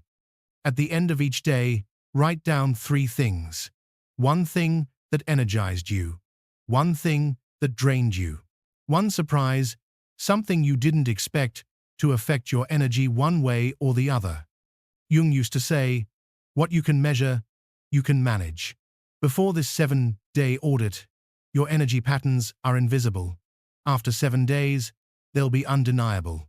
On day 7, identify your top 3 energy drains and your top 3 energy sources. You're going to see patterns you've never noticed before.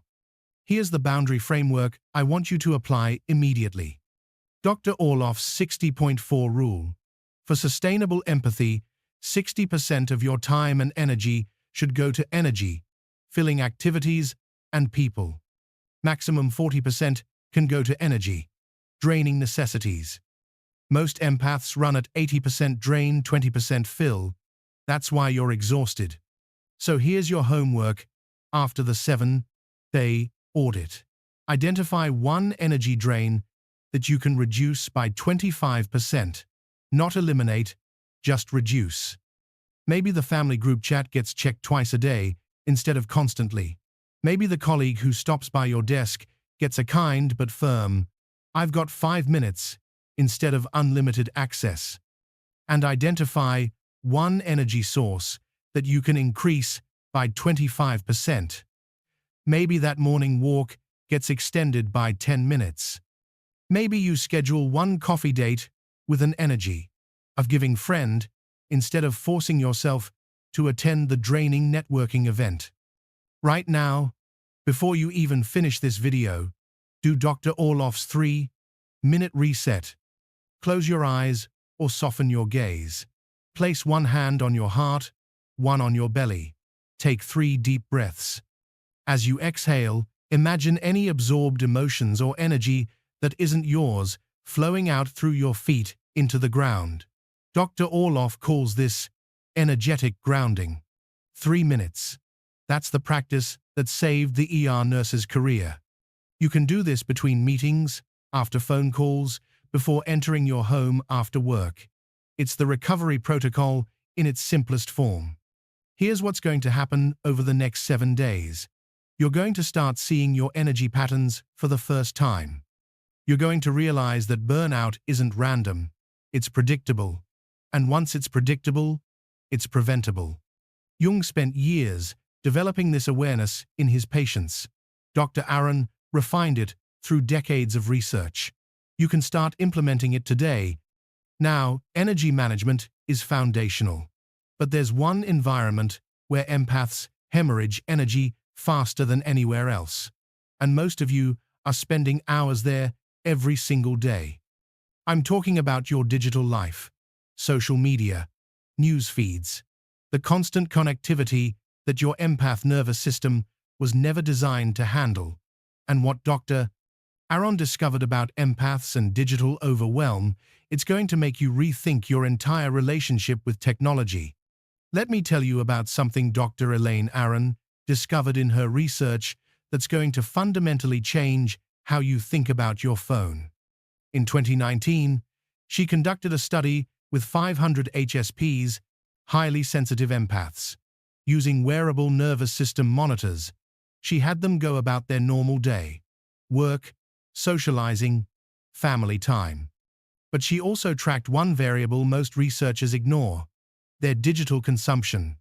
What she found shocked even her. The average empath's cortisol levels, that's your stress hormone, spiked higher during 30 minutes of social media scrolling than during 2 hours of in-person social interaction. Think about that for a second. Your nervous system treats Instagram like it's more stressful than an actual party. Here's why. When you're scrolling, you're not just consuming content. You're absorbing the emotional states of hundreds of people, their anxiety, their desperation for validation, their anger, their grief, all compressed into 15-second clips with no processing time in between.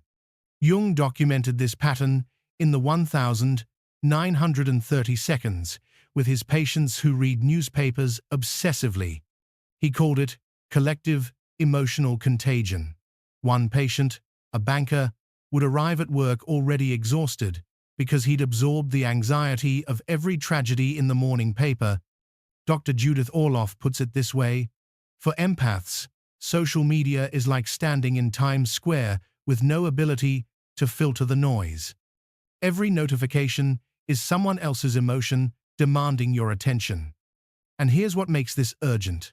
Research from 2024 shows that empaths who spend more than 2 hours daily on social media are 4.2 times more likely to experience anxiety disorders and depression.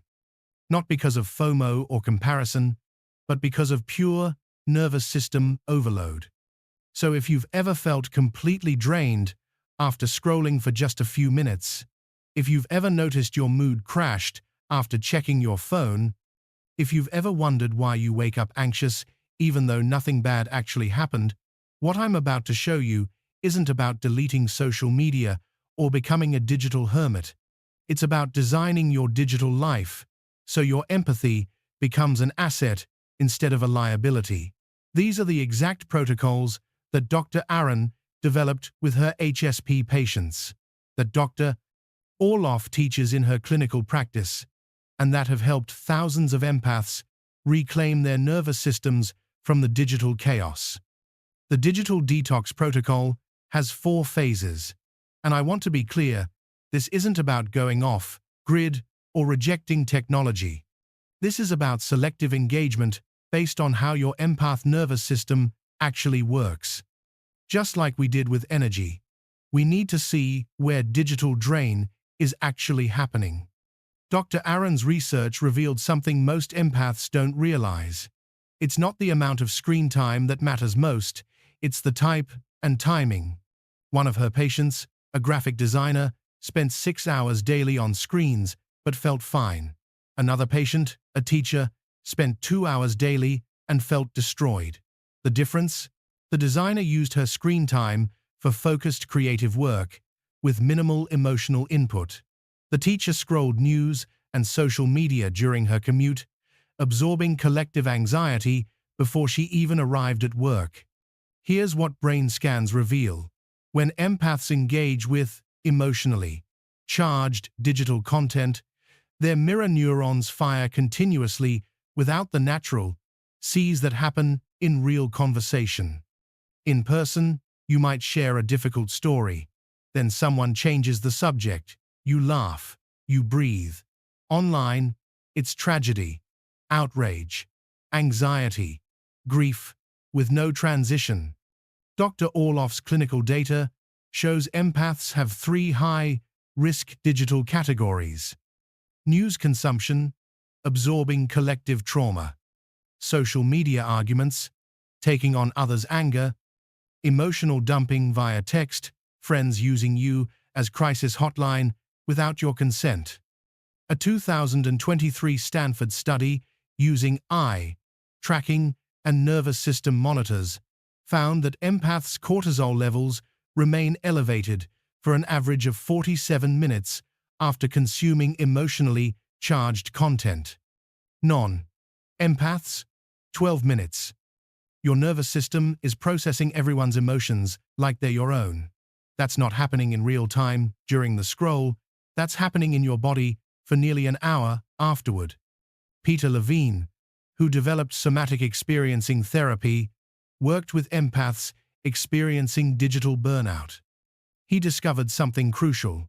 Traditional digital detox advice, delete apps, go offline for a month, doesn't work for empaths long term because it's all or nothing. What works is what he calls boundary architecture, designing your digital environment so the defaults protect you instead of drain you. Think about this. Your phone is currently designed to maximize engagement. Every app is engineered by teams of psychologists to capture and keep your attention. You're not weak for being affected by this. You're human. And if you're an empath, you're doubly vulnerable because you're absorbing emotional content while fighting psychological manipulation. Brené Brown's research on boundaries applies here. Daring to set boundaries is about having the courage to love ourselves, even when we risk disappointing others. Every time you check social media because someone might be upset if you don't respond immediately, you're choosing their comfort over your nervous system regulation. Here's the architecture metaphor. You wouldn't build a house with all the doors permanently open and then blame yourself for being cold. You'd install doors you can open and close based on the weather, the time of day, your needs. Your phone needs the same architecture. This is where most digital detox advice fails. They tell you what not to do, don't scroll, don't check, don't engage. But they don't tell you what to do instead with that impulse, that habit, that genuine need for connection. Jung understood this with his patients. You can't simply remove a behavior. You must replace it with something that serves the same underlying need more effectively. One of Dr. Aron's patients habitually checked Instagram every morning, not for the content, but for the feeling of connection before facing her isolating remote job. Dr. Aron didn't tell her to stop. She helped her replace it. Call one real friend while making coffee. Same time investment, exponentially different nervous system impact. Research on habit formation shows the empaths who succeed with digital boundaries don't use willpower, they use substitution. Now, phase 4 is where most empaths make a critical mistake. They try to use willpower, but Dr. Aron's research shows willpower fails 93% of the time for HSPs. What works instead? Substitution. And I'm going to show you exactly how in 30 seconds. But first, you need to understand why your phone is designed to defeat you. Even with perfect boundaries, some digital consumption is unavoidable. You have to check email for work. You need certain apps for life logistics. The question becomes, how do you prevent digital toxicity from accumulating?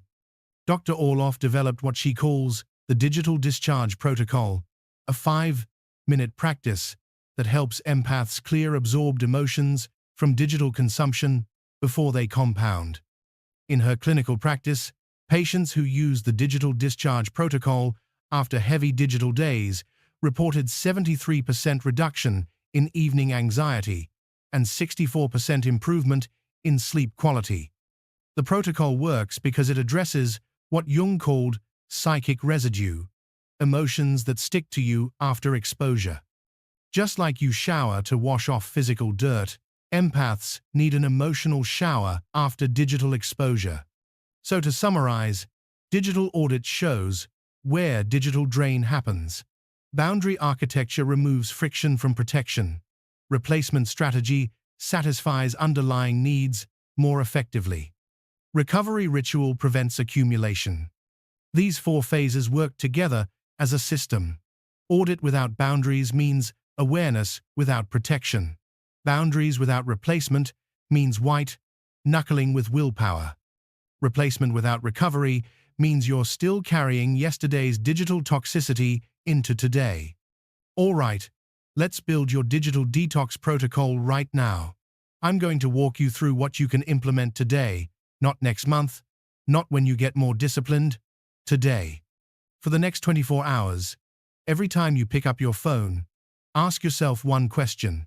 Am I seeking information or absorbing emotion? Information.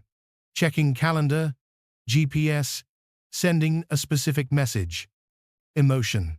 Scrolling feeds, reading news, witnessing others' lives. Don't change your behavior yet, just notice. Dr. Aron found that empaths average 47 emotional absorption phone pickups per day, but only realize about 12 of them. Awareness first. Change second. Step 1. Turn off all notifications except calls and texts from 5 specific people. Yes, all. Your nervous system will thank you. Dr. Orloff's rule. If it's truly urgent, they'll call. Everything else can wait until you choose to check. Step 2. Create Do Not Disturb schedules. Automatically, on from 8 p.m., 8 a.m. minimum. Your morning doesn't belong to the world's anxiety. Your evening doesn't belong to social media. Step 3. Remove social media from your home screen. Don't delete the apps yet, just add friction. Dr. Aron's research. This single step reduced empaths' mindless scrolling by 68%. When you have to type Instagram into search instead of tapping a bright icon, your conscious brain gets a chance to ask, do I actually want to do this right now? Identify your highest frequency digital habit. For most empaths, it's morning scrolling or bedtime scrolling. Morning scrolling replacement options. 5. Minute guided meditation. Journaling 3 things you're curious about today. Texting one person, something specific and kind. 10. Minute nature walk without phone. Bedtime scrolling replacement options. Reading physical books, no screens, 30 minutes before sleep. Gentle stretching or yoga. Gratitude journaling. Conversation with partner, roommate, pet. The key: choose one replacement and commit for 7 days. Don't try to fix everything at once. Jung's approach was always master one pattern before adding another.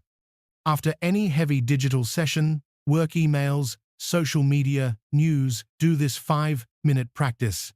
Step 1. Close your eyes. Place both feet flat on the ground. Step 2. Take 3 deep breaths. On each exhale, imagine any absorbed anxiety, anger, or sadness flowing down through your body, through your feet, into the earth. Step 3. Ask yourself, what emotions am I holding that aren't mine? Name them. I absorbed fear from the news. I absorbed comparison anxiety from Instagram. I absorbed my friend's crisis via text. Step 4. Visualize each emotion as a color leaving your body. Dr. Orloff teaches, you can witness others' pain without storing it in your nervous system. Step 5. Fill the space with your own energy, whatever that feels like for you. Calm, groundedness, your own emotional baseline. 5 minutes. That's the practice that helped Dr. Orloff's patient reduce evening anxiety by 73%. Days 1.2. Audit only. Notice patterns. Days 3.4. Implement boundary architecture, notifications, schedules, app placement. Days 5.6. Practice replacement strategy. 1. Habit shift. Day 7. Review and assess. What shifted in your energy, sleep, anxiety, presence? Here's what's going to happen. You're going to realize how much of your exhaustion wasn't from your life. It was from absorbing everyone else's lives through a screen. Dr.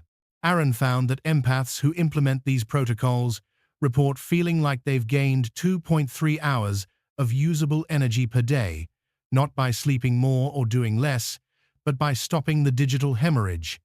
Digital boundaries protect your nervous system from the world's noise. But there's another challenge empaths face that causes just as much pain, and it happens face to face, in real conversations with real people who matter to you. It's the problem of being scapegoated for speaking truth, of being called too sensitive when you're just being honest, of losing relationships because you see what others refuse to see. And the communication strategies I'm about to share, they've saved more empath relationships than anything else in my 8 years working with this community. Here's the pattern Jung documented across hundreds of his empath patients, and it's probably happened to you dozens of times. You notice something. A tension in the room, everyone's pretending, isn't there. A lie someone's telling themselves. A pattern that's going to cause problems if nobody addresses it. So you speak up, gently, honestly, trying to help. And suddenly, you're the problem. You're too sensitive. You overthink everything. Why do you have to make things so complicated? Can't you just let it go? Jung called this the scapegoat phenomenon. The person who sees the truth becomes the target, not because they're wrong, but because they're threatening the group's comfortable denial. One of Jung's patients, a woman in her 40s, stopped speaking in family gatherings entirely. She'd learned that every time she pointed out what was obvious to her, she'd spend the next 3 days labeled difficult and dealing with passive, aggressive punishment. She told Jung, "I don't know what's worse, the loneliness of staying silent or the exile that comes from speaking truth." Dr. Judith Orloff's research confirms this is the #2 pain point for empaths, right after isolation. In her clinical practice, 68% of empath patients reported losing relationships, family, friendships, romantic partners, specifically because of speaking truths others weren't ready to hear. And here's what makes this devastating. Research from 2024 shows that empaths who chronically silence to avoid conflict are 3.9 times more likely to develop anxiety and depression. You're not just losing relationships, you're losing yourself. But here's the other side. Empaths who speak truth without communication strategy are 2.7 times more likely to be estranged from family and experience chronic interpersonal conflict. So you're caught. Silence kills your soul. Speaking kills your relationships. Unless you learn how to speak truth in a way that doesn't trigger defensive shutdown. What I'm about to teach you isn't about being nicer, or softening your message, or betraying your perception to keep the peace. This is about tactical communication, the exact language patterns that let you share your empath insights without becoming the scapegoat. These scripts come from Dr. Orloff's 30 years of clinical work, Brené Brown's research on vulnerability and courage, and communication theory from Marshall Rosenberg's nonviolent communication framework. They work because they bypass the psychological defenses that make people attack the messenger instead of hearing the message. There are 3 core communication frameworks that transform how empaths share truth without triggering defensive backlash. Marshall Rosenberg, who developed nonviolent communication, studied thousands of difficult conversations. He found that people get defensive when they feel accused, judged, or cornered. Most empaths speak truth by leading with their perception. You're being passive, aggressive. This family has a toxic dynamic. You're lying to yourself. All of those statements, no matter how accurate, trigger immediate defensiveness because they sound like judgments. One of Dr. Orloff's patients, a software engineer, constantly clashed with her mother. Every family gathering ended in conflict. She'd say things like, "Mom, you're playing the victim again," or "You're manipulating me with guilt." All true, all ineffective. Dr. Orloff taught her the observation, impact, request pattern. Instead of, your guilt, tripping me, she learned, when you say, I guess I'll just be alone on my birthday, after I mention I have other plans, observation, I feel caught between my own life and your disappointment, impact. Would you be willing to tell me directly what you need instead of hinting? Request. The mother still didn't like hearing it, but she couldn't call her daughter too sensitive or accuse her of attacking because there was no attack, just observation, impact, and request. Dr. Orloff tracked outcomes. Empaths, using this framework, had 73% fewer blow-up conflicts and 54% more successful boundary-setting conversations. Why it works. You're not telling them what they're doing wrong. You're reporting your experience and inviting collaboration. Okay, real talk. I know what you're thinking right now. This sounds great in theory, but my family is actually toxic. These scripts won't work. I hear you. And you might be right about your family. But here's what's wild. Out of the 500 empaths I've worked with, 80% thought their situation was different or too extreme for these frameworks. Want to know how many were actually right?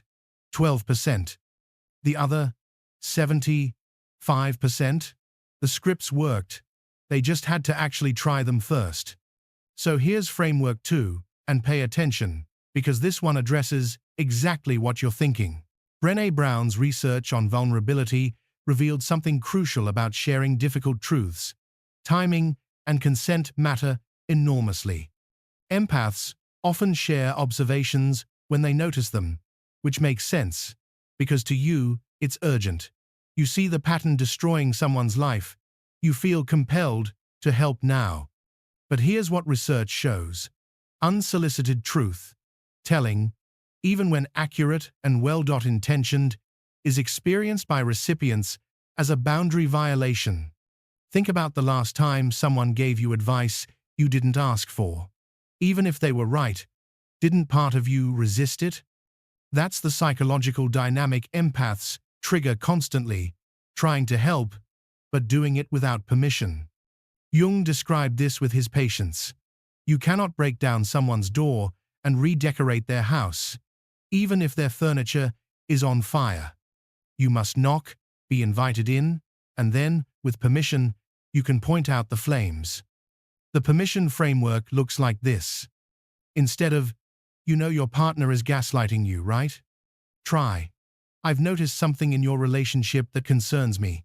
Would you be open to hearing my observation, or would you rather, I didn't go there?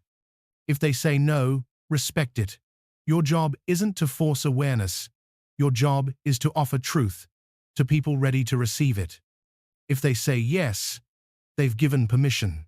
Now your observation lands differently because they've consented to hear it. One of Brené Brown's research participants, an empath nurse, used to directly confront her sister about her alcohol problem. Every confrontation ended in a fight and weeks of silence. She learned permission. It's based approach. I love you, and I'm worried.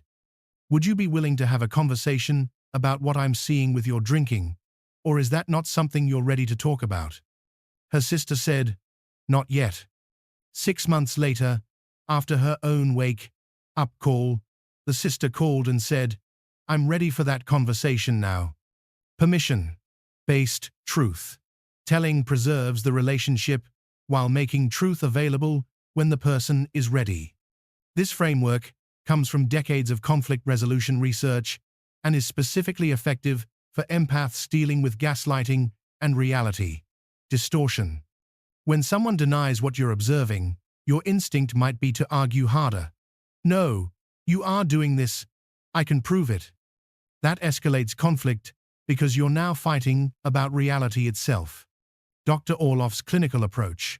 Don't argue about their intention or interpretation. Anchor to your observable experience. The pattern, I, statement, your undeniable experience, plus evidence, specific observable facts. Instead of, You're angry at me and taking it out on me. Try. I notice I feel anxious when we talk lately. In our last 3 conversations, you've cut me off before I finished my sentences and changed subjects when I tried to share something personal. That's just what I'm experiencing. They can't argue with your feelings. I feel anxious. That's your reality. They can't argue with observable facts. Last 3 conversations, cut me off. Either it happened or it didn't. What they can do is dismiss your interpretation. I'm not angry, but that doesn't matter. You've stated your experience without attacking their character.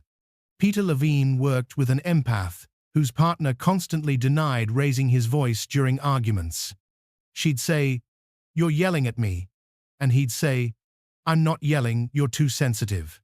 Levine taught her, "When your voice gets louder and your words come faster, my nervous system registers it as threatening. Whether you consider it yelling or not, I need the volume and pace to decrease for me to feel safe continuing this conversation." She stopped arguing about whether he was yelling. She just reported her nervous system's response and stated her boundary. He couldn't gaslight her experience. She wasn't making a claim about his intention, just her reality. So, to recap, observation, impact, request removes accusation from truth, telling, permission, based sharing, respects timing and consent, statement plus evidence anchors to undeniable experience. These 3 frameworks work together. Sometimes you need permission first. Sometimes you lead with observation. Sometimes you're protecting yourself from gaslighting with I statements. The through line. You're sharing your empath perception in language that minimizes defensive backlash while maintaining the integrity of what you're seeing. Let's practice these frameworks with real scenarios you'll face this week. I want you to have scripts ready, not theories, actual language you can use. They say, "You're too sensitive. You need to toughen up." Don't say, "I'm not too sensitive. You're emotionally unavailable." Do say, "I process emotional information more deeply than most people. That's just how my nervous system works. What I need isn't to toughen up. What I need is for us to communicate in a way that works for both of us. Would you be willing to hear what that looks like for me?" This uses I statement, "My nervous system works this way," plus request, "Would you be willing?" Don't say, "You're using me as your therapist and I'm exhausted." Do say, "I care about you and I want to support you.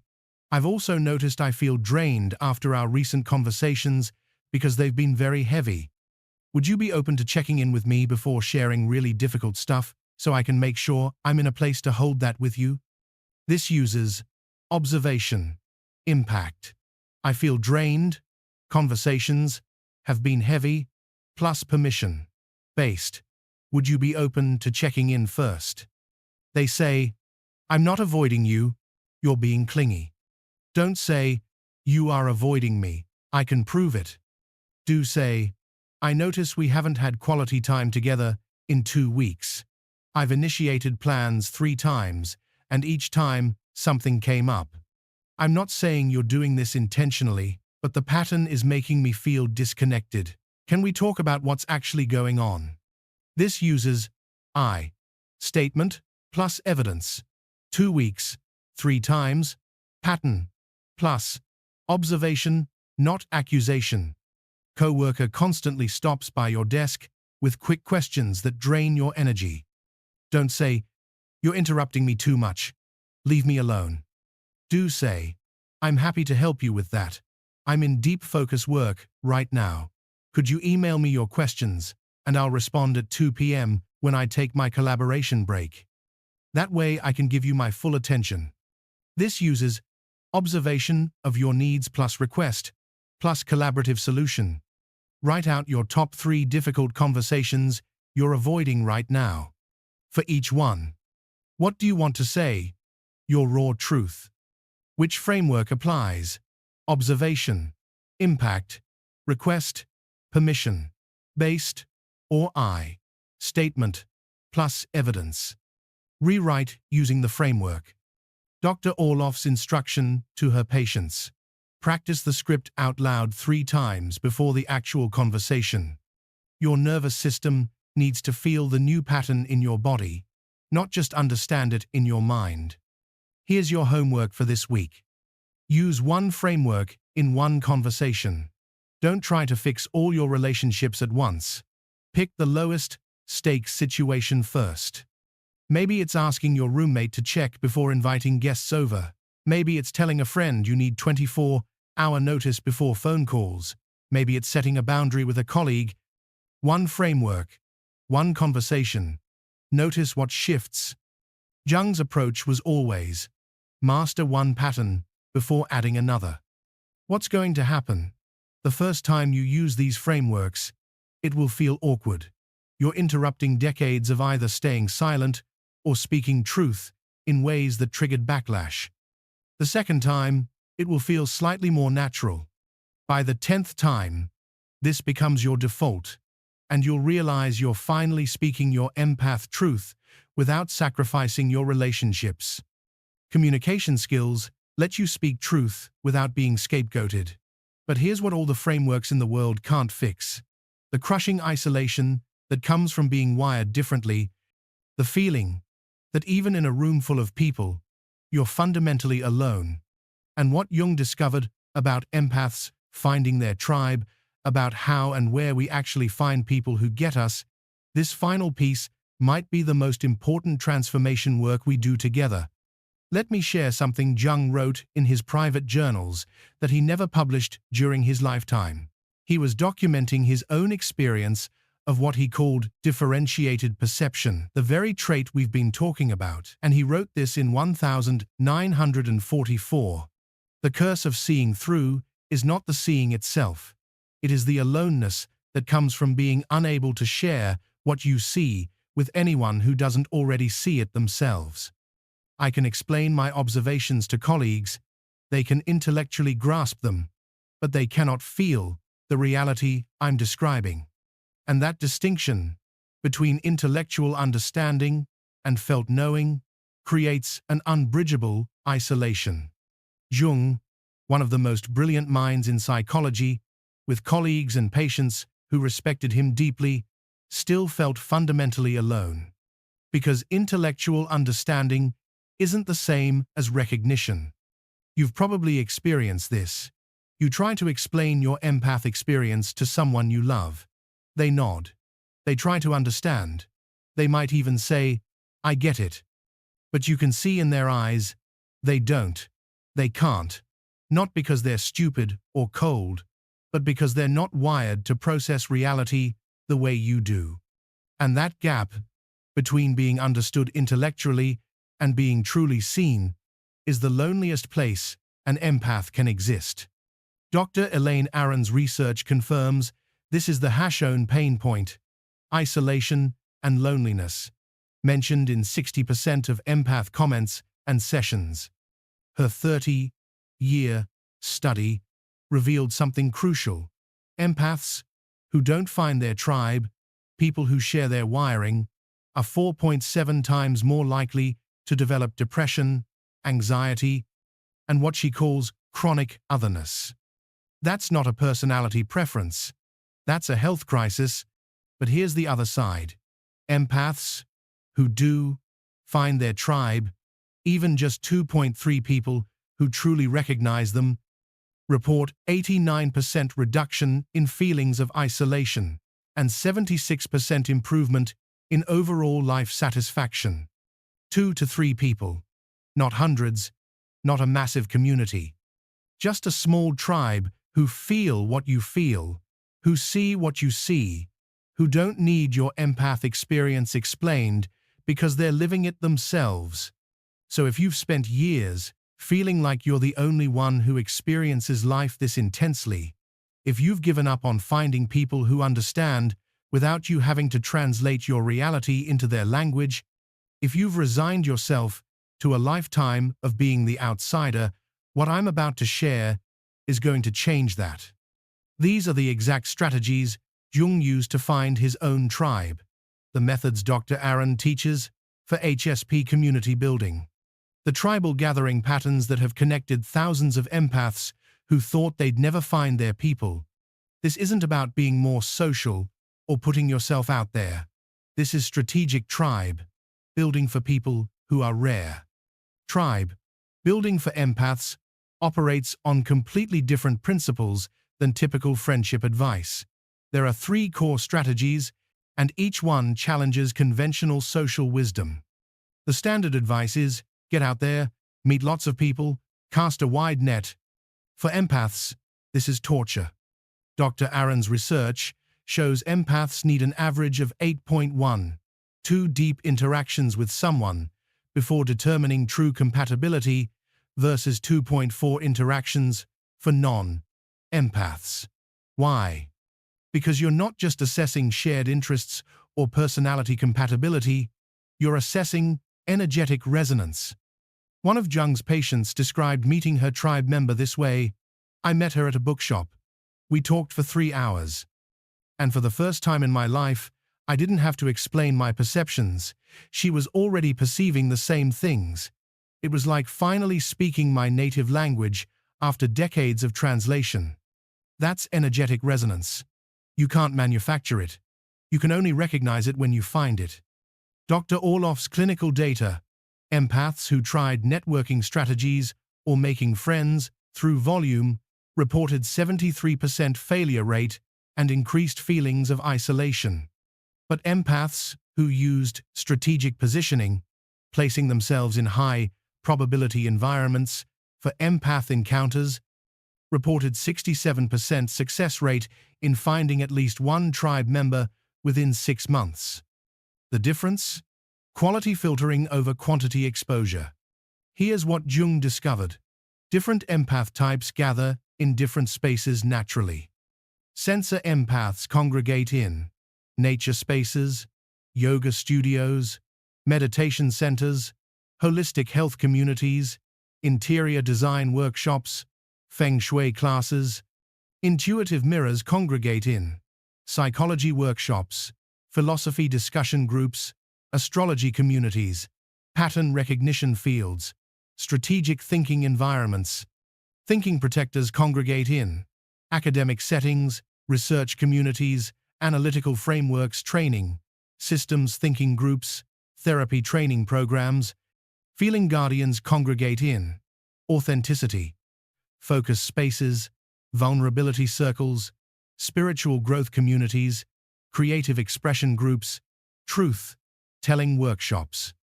Dr. Aron's research: empaths who attended gatherings aligned with their archetype were 4.2 times more likely to find tribe members than those who attended general social events. Why? Because when sensor empaths gather in nature spaces, they're already filtered for environmental sensitivity. When feeling guardians gather in authenticity circles, they're pre-screened for values alignment. You're not looking for any empath. You're looking for your type of empath. This is the most counterintuitive strategy and the most effective. Brené Brown's research on connection reveals people bond through shared vulnerability, not shared strength. Most people at social gatherings perform success. My job is great. My relationship is perfect. My life is amazing.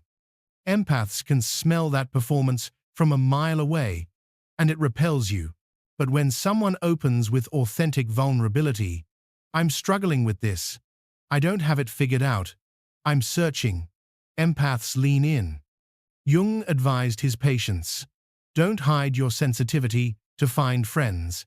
Display your sensitivity to find tribe. The right people will be drawn to your authenticity. The wrong people will select out. Dr. Orloff teaches what she calls vulnerability signals, ways to subtly communicate, I'm an empath, without explicitly saying it. Examples: I need to take breaks at parties. I get overwhelmed by group energy. I can't watch violent movies, they stay with me for days. I feel everything deeply. It's both a gift and a challenge. I sense things about people that I can't always explain. These statements do two things. They filter out people who'll judge your sensitivity. They filter in people who'll recognize themselves in your words. Research shows empaths who used vulnerability, first signaling, found tribe members 2.8 times faster than empaths who tried to fit in first and reveal sensitivity later. So to recap, quality filtering means fewer, deeper interactions. Archetype. Specific spaces means targeting where your type naturally gathers. Vulnerability. First signaling means attracting the right people by being authentically you from the start. These three strategies work synergistically. You go to spaces where your archetype gathers. You engage deeply with a few people rather than superficially with many. And you signal your empath nature early to attract recognition. Let's build your tribe. As finding action plan right now. Based on your primary empath type from phase 1, write down 3 spaces where your type naturally congregates.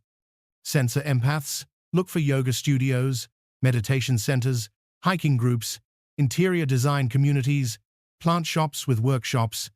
Intuitive mirrors, look for psychology meetups, philosophy cafes, astrology study groups, futures thinking communities, strategic planning workshops.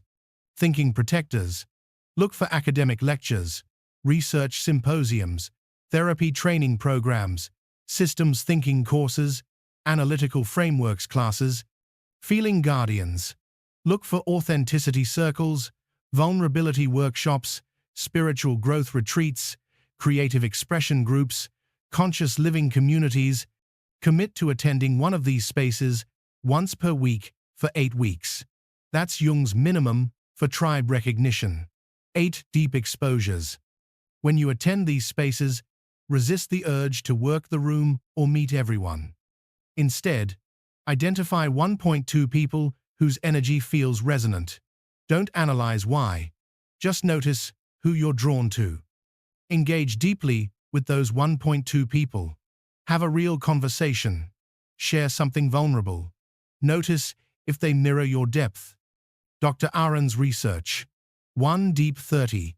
Minute conversation has more tribe building potential than 10 shallow 5-minute exchanges.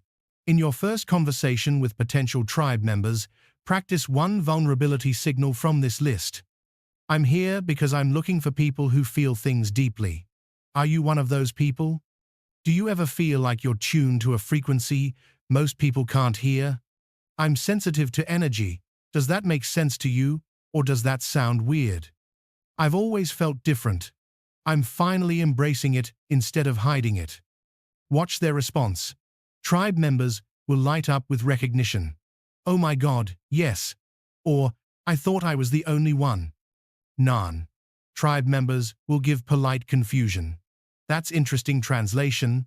I don't relate. Don't waste energy trying to connect with the second group. Move on to find the first group. Once you've found even one tribe member, create a regular gathering space. It can be as simple as monthly coffee meetup for sensitive souls, weekly nature walk for people who feel too much, weekly video call for empaths, supporting empaths. Dr. Orloff's data.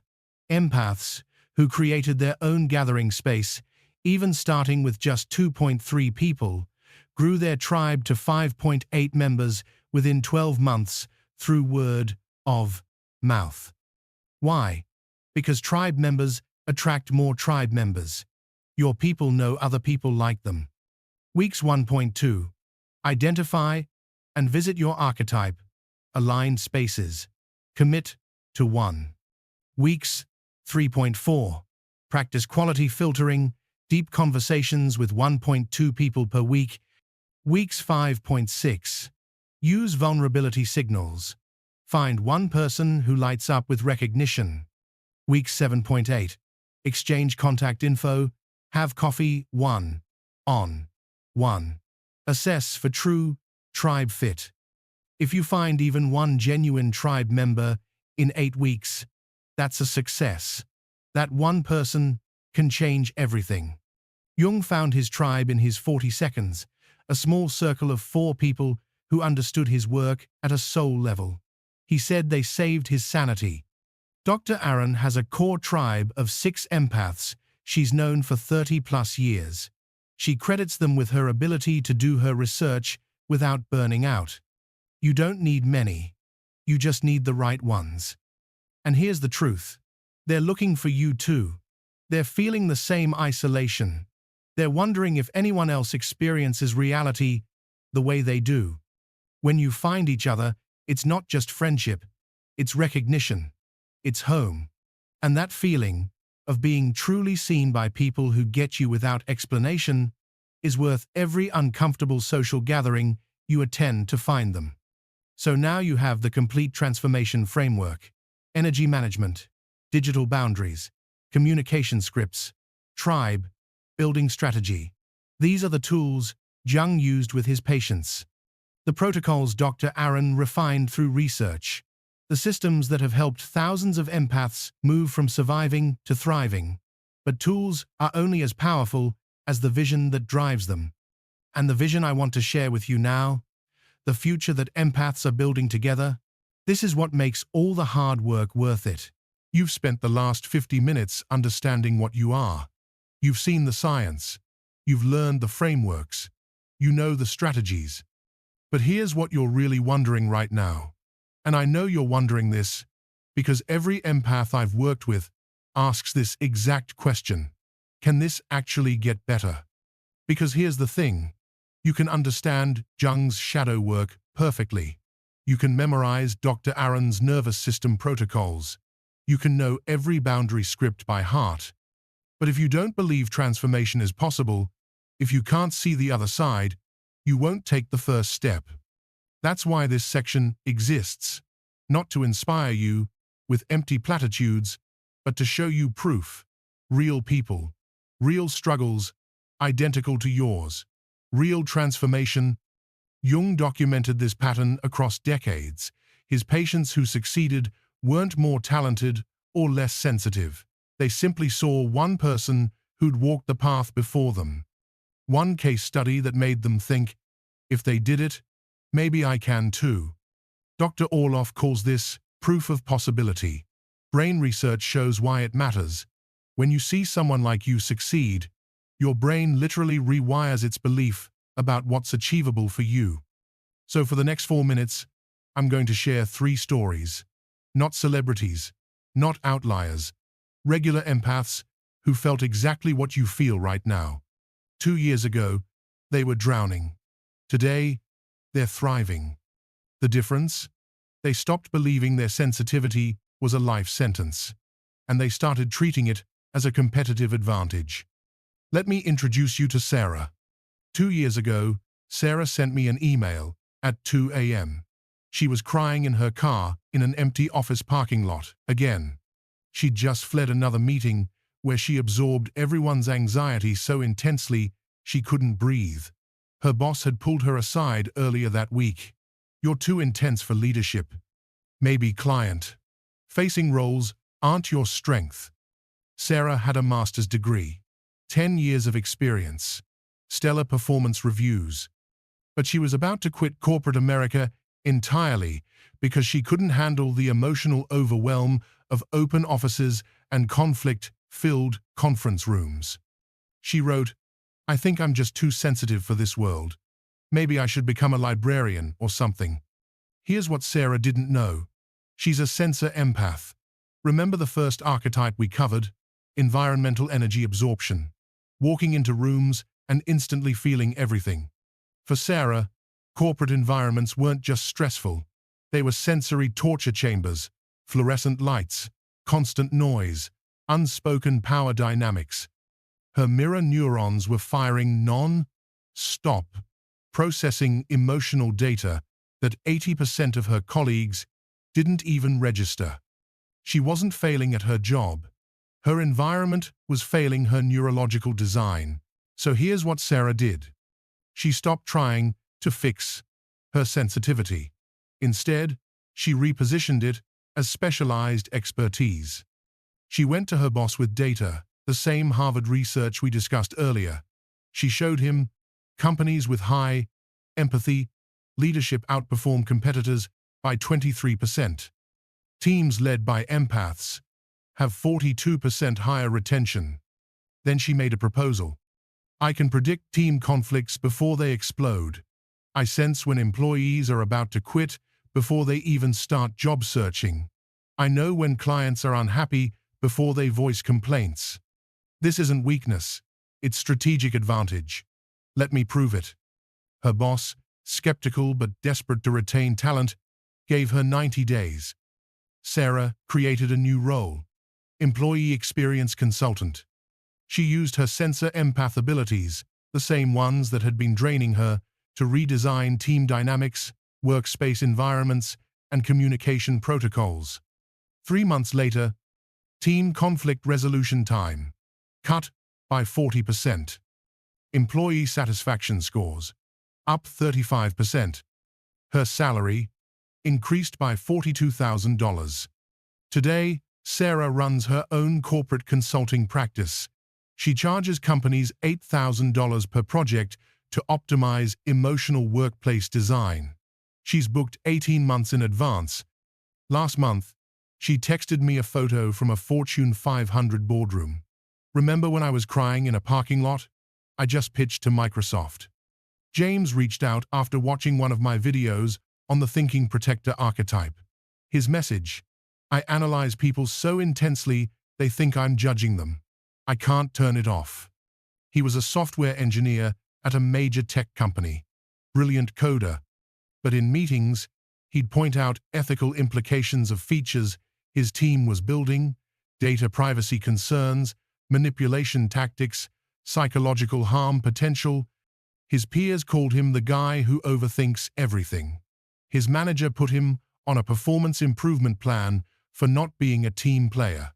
James felt like his empathy, specifically his ability to think through downstream consequences that others ignored, was sabotaging his career.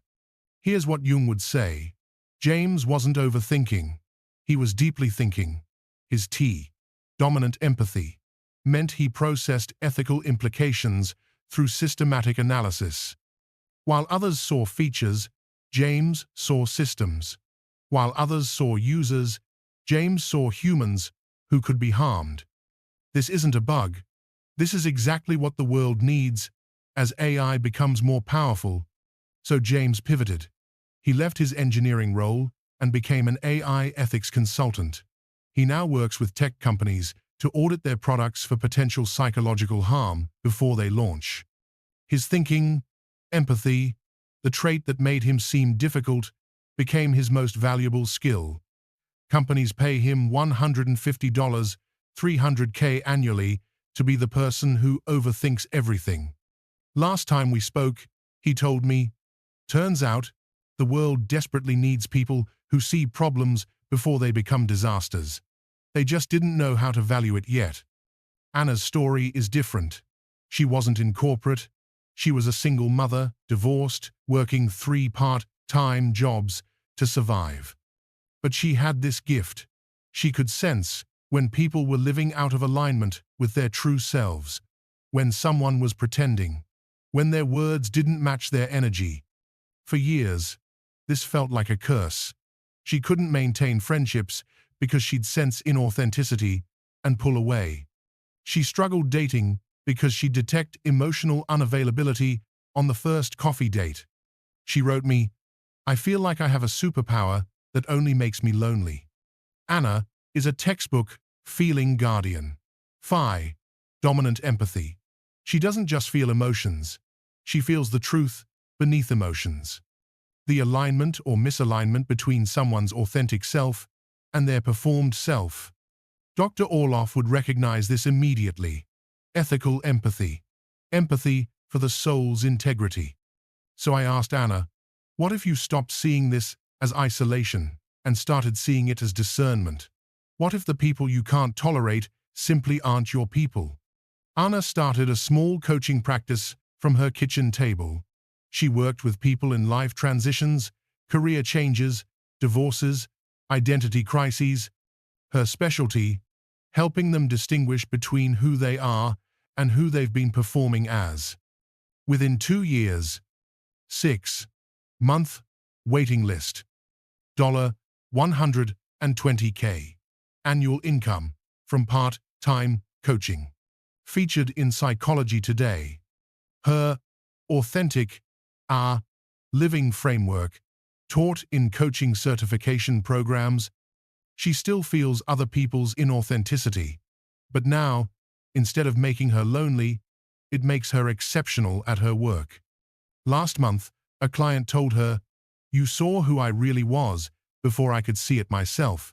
You gave me permission to stop pretending." Anna's response, "That's not a gift I have. That's a gift we all have. I just stopped apologizing for it." So what's the pattern here? What did Sarah, James, and Anna do that you can replicate? 3 steps. Same sequence every successful empath follows. Sarah stopped trying to toughen up. James stopped trying to think less. Anna stopped trying to tolerate inauthenticity. The first shift is internal, from "I'm broken" to "I'm specialized." Neuroscience backs this up. Your brain structure is different. Dr. Aron's 30 years of research confirms it. You cannot change your wiring, but you can change how you deploy it. Sarah took her environmental absorption and turned it into corporate consulting. James took his ethical analysis and turned it into tech auditing. Anna took her authenticity detection and turned it into life coaching. Same trait, different positioning. The question isn't, how do I stop being sensitive? The question is, where does the world desperately need my specific type of sensitivity? And here's what's wild. The market already values this. Companies are paying 6-figure salaries for emotional intelligence consultants. Therapy practices have 6-month waiting lists. Authenticity coaches charge $200 plus hour. The world doesn't need you to change. The world needs you to position correctly. Sarah didn't force herself to tolerate open offices. She designed a role where her environment sensitivity was the asset. James didn't suppress his ethical concerns. He found employers who pay him to voice them. Anna didn't maintain draining friendships. She built community around shared values. They stopped swimming upstream. They changed rivers. And here's what happened. Transformation wasn't dramatic overnight success. It was small strategic pivots that compounded. Sarah's first consulting project paid $2,000. James's first ethics gig was part-time. Anna's first client was free. But they proved the concept to themselves. Then they scaled. So here's your homework. And I mean literally, write this down. What problem do I see that others can't see? And who desperately needs someone who sees that problem? Sarah saw workplace emotional dynamics. Corporate HR departments needed that. James saw tech ethics risks. Cautious companies needed that. Anna saw authenticity gaps. People in transition needed that. What do you see? And who needs your eyes? Comment your answer below. I read every single one, and I'll respond with specific industries or roles where your empathy archetype is valued. Because here's the truth Jung understood. Your sensitivity isn't the problem. Misapplied sensitivity is the problem. Get the application right, and everything changes. But these aren't just individual success stories. They're signs of something bigger happening, a global shift that's been building for decades. Let me show you. Individual transformation is powerful. Sarah, James, Anna, their lives completely changed. But here's what I need you to understand. You're not just healing yourself. You're part of something exponentially larger. What if I told you that your personal struggle, the isolation, the overwhelm, the feeling of being too much, what if that's not random, individual suffering? What if you're experiencing the birth pangs of a global paradigm shift? Jung predicted this in his later writings. He wrote about a coming age where the qualities society had marginalized, Depth, feeling, perception, empathy would become essential for survival. Dr. Aron's research validates it.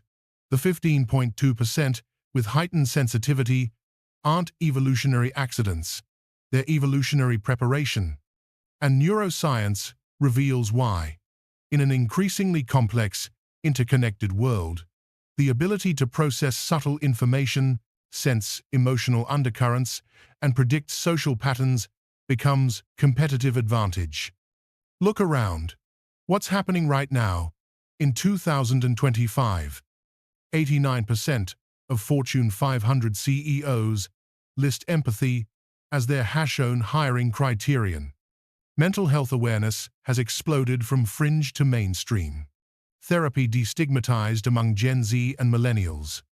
Corporate chief empathy officers didn't exist 5 years ago. Now they're standard. AI dominates logical tasks, making human connection the irreplaceable skill. This isn't coincidence. This is the empath revolution. And you're not witnessing it from the sidelines. You're on the front lines. For the next 3 minutes, I want to show you the vision. Not my vision, the vision backed by 30 years of research, cultural trend analysis, and economic shifts. Where is this going? What world are we building? And what's your role in it? Because once you see it, once you understand, you're part of a global transformation, not an isolated struggle. Everything changes. Let me paint the picture. Let me show you what's happening across 5 major sectors.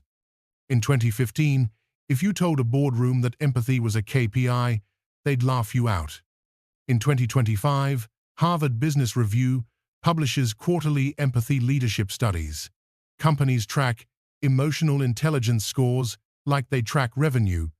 67% of Fortune 500 now have chief empathy officers or equivalent roles. Empathy training budgets increased 340% since 2020. Companies with high empathy ratings outperform low empathy competitors by 50%. In stock performance, 51% of employees would take a 5.1% pay cut to work in high empathy environments. Why? Because empathetic leadership drives retention, innovation, and profit. Period. Mark Benioff built Salesforce, a $200 company, on empathy principles. Satya Nadella transformed Microsoft's culture through compassionate leadership. These aren't fringe startups. These are market dominators. What Jung observed in therapy rooms in 1920, corporate America is now monetizing in 2025. When I went to school, emotional intelligence wasn't in the curriculum. You learned math, history, science. Feelings were for home. Today's kids? Social. Emotional learning, SEL, is required curriculum in 42 US states. Meditation and mindfulness taught in over 20,000 schools globally. College admissions now weight emotional intelligence alongside GPA. Teaching programs train future educators in trauma-informed and empathy-based pedagogy. We're raising the first generation in human history that's taught emotional literacy as a core subject. What does that mean? In 20 years, the workforce will be populated by people who were trained to value sensitivity, emotional awareness, and empathic connection. Your weird sensitivity? Their baseline normal. Look at political leadership shifts. Youngest, most diverse US Congress in history. Many openly discuss mental health, therapy, emotional awareness. World leaders like Jacinda Ardern modeled empathic governance, prioritizing well-being over pure economic growth. Mental health policy, once ignored, now mainstream political platform. Trauma-informed approaches, entering law enforcement, criminal justice, social services. Political power is slowly shifting from toughness to awareness, from strength to wisdom. This doesn't mean empaths are taking over government. It means empathic values are becoming legitimized in governance. Cultural markers. Therapy completely destigmatized. Gen Z discusses their therapists like previous generations discussed their barbers. Vulnerability celebrated in media. Brené Brown's TED Talk has 60 plus views. Authentic expression valued over performative success. Social media shifting from highlight reels to real talk. Toxic masculinity and emotional labor are mainstream terms, concepts that didn't exist in common vocabulary 10 years ago. What changed? Collective awareness that the suppress your feelings, push through model creates mental health epidemics, broken relationships, and hollow success. Empaths have been saying this for decades. Culture is finally catching up. Here's the game changer: AI. By 2030, AI will match or exceed human capability in most logical, analytical, data, and processing tasks. Jobs that rely on pattern recognition, calculation, or information retrieval, automated. But emotional intelligence, genuine empathy, human connection, irreplaceable. ChatGPT can simulate compassion. It can generate supportive language, but it cannot feel the pain behind your words. It cannot sense the unspoken trauma. It cannot provide the embodied human presence your nervous system craves. As AI handles cognition, human value shifts to connection. And who's been training their entire lives in deep human connection? Empaths. Google, Apple, Microsoft. Tech giants are actively recruiting emotional AI ethicists and human experience designers. These are six-figure roles for people who can feel what users need before users articulate it. Your sensitivity isn't a liability in the AI age. It's your competitive moat. Imagine this world, 10 years from now. Workplaces designed for human well-being, not just productivity. Political leaders who actually feel the consequences of their policies before implementing them. Education systems that honor emotional depth equally with analytical skill. AI handles information processing. Humans specialize in wisdom and connection. Empaths aren't marginalized outsiders. They're sought after leaders, designers, healers, and guides. This isn't utopian fantasy. Every trend I showed you is already happening. I'm just extrapolating the trajectory. And here's what this means for you. Your suffering wasn't pointless. Your isolation wasn't random. You've been living 20 years ahead of the culture. You felt the disconnection before others noticed it. You sensed the need for depth before it became market demand. You experienced the cost of emotional suppression before it became mental health crisis. You weren't crazy. You were early. And the world is finally ready for what you've always known. So, how do you participate in this revolution? How do you move from suffering privately to leading publicly? 4 levels of contribution. You don't have to do all 4. Pick one that resonates. Heal your own empath wounds completely. This isn't selfish. It's essential. You cannot guide others through terrain you haven't navigated yourself. Use the frameworks we've covered: shadow work, boundary setting, digital detox, energy management. Integrate your archetypes. Build your sustainable empath life. Timeline: 1.3 years of consistent practice. This is where everyone starts, including me, including Sarah, James, and Anna. Model healthy empathy in your immediate environment. At work, demonstrate that boundaries plus productivity coexist. In relationships, show that depth plus stability are compatible. With family, prove that sensitivity plus strength aren't opposites. Online, share your journey authentically, even if it's just comments on videos like this. You're not preaching, you're being, and people notice. One person living integrated empathy influences dozens in their lifetime. Bring empathic principles into your field. You don't have to become a therapist or coach. Whatever you do professionally, infuse it with empathic intelligence. Engineer, Design technology that serves human well-being. Teacher, bring trauma-informed practices to your classroom. Manager, lead with emotional awareness. Artist, create work that validates sensitive experiences. Parent, raise emotionally literate children. The revolution doesn't need you to change careers.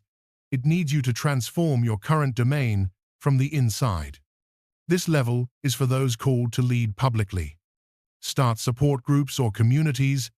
Create content writing, videos, podcasts that educates others. Train others in empathic practices.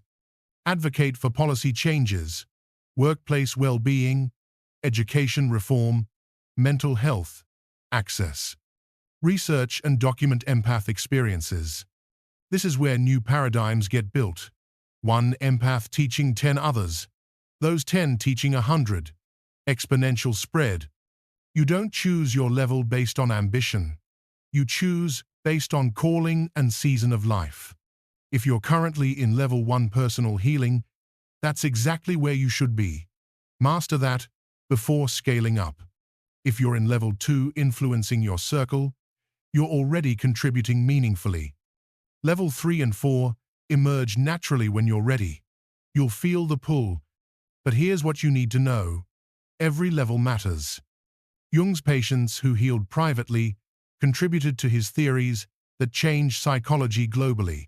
They were level 1, but their healing became data for revolution. Your private integration is never just private. It ripples. So here's your question. What level are you in right now? And what's your next small step within that level? Not, what should I do? But what's already pulling at me? Comment your level 1, 2, 3, or 4, and one action you're taking this month. Let's map this movement together. Because revolutions aren't built by heroes. They're built by thousands of people taking small, aligned actions. You're one of those people, whether you know it yet or not. But maybe you're thinking, this sounds inspiring. But where do I actually start? What do I do Monday morning? Let me give you the blueprint. We've covered a lot in the last hour. Jung's framework, the 4 archetypes, neuroscience, boundaries, digital wellness, transformation stories, global revolution. And if you're feeling a little overwhelmed right now, that's completely normal. Because here's the trap every empath falls into, including me, for years. You consume all this information. You feel inspired. You see the possibility. And then, Monday morning comes. And you think, where do I even begin? So you try to do everything at once. Shadow work, boundary scripts, digital detox, energy management, tribe building. 3 weeks later, you're exhausted and back to old patterns. And you think, see, I can't change. I'm just too broken. No, you're not broken. You just didn't have a realistic integration roadmap. Jung's patients took years to integrate, not because they were slow, but because real transformation requires time, repetition, and strategic sequencing. Dr. Aron's research shows sustainable change for HSPs happens in 90-day cycles, not overnight, not in a weekend workshop. And neuroscience confirms rewiring your brain's response patterns takes consistent practice over months, not days. So for the next 2 minutes, I'm giving you something practical, not inspiration, not theory, an actual blueprint. Your 90-day integration plan, broken into phases, with specific practices and realistic timelines. This is the roadmap I give my coaching clients, the same one Sarah, James, and Anna followed. Not a life overhaul, a strategic sequence. If you do nothing else from this video, take a screenshot of the next section and save it, because this is how integration actually happens. Ready? Here we go. Goal: stabilize your nervous system and identify your archetype. Week 1.2. Assessment and awareness. Take the archetype assessment, linked in description. Complete Dr. Orloff's energy audit exercise. Track your energy levels daily. Morning, afternoon, evening. Just a 1.1 rating. Identify your top 3 energy drains and top 3 energy sources. No changes yet. Just data collection. Week 3.4. Foundation practices. Implement one boundary. Pick your easiest one first. Begin digital sunset routine. No screens 1 hour before bed. Practice 10-minute morning grounding. Meditation, journaling, or quiet sitting. Join one online empath community. Ours is in the description.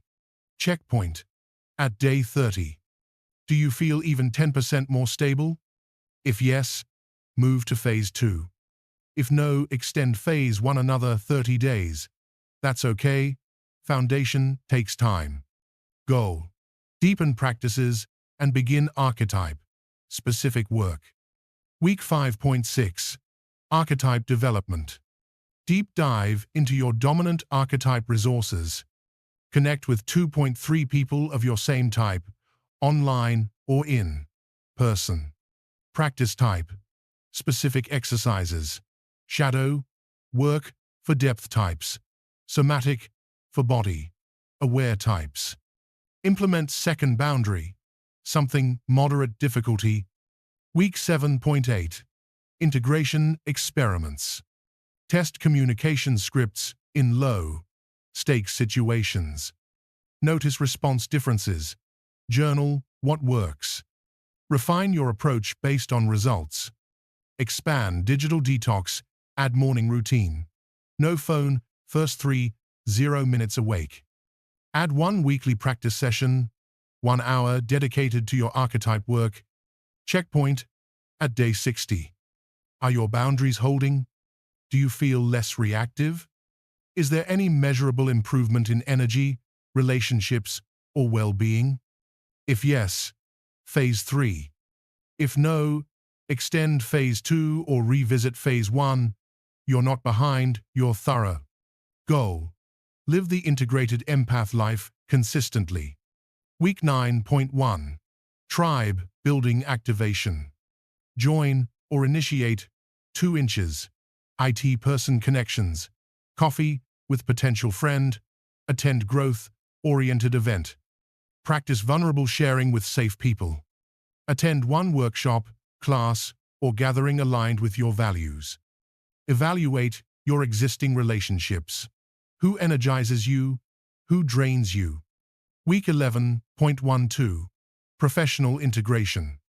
Identify one way to use your empathy professionally, even if you don't change jobs. Have a conversation with boss, colleague, client about your strengths, if relevant. Begin exploring career pivot opportunities, if called to level 3 contribution. Refine all practices into sustainable routine. Checkpoint at day 90. Ask yourself these 3 questions. Do I feel more me than I did 90 days ago? Have I experienced any reduction in isolation, overwhelm, or burnout?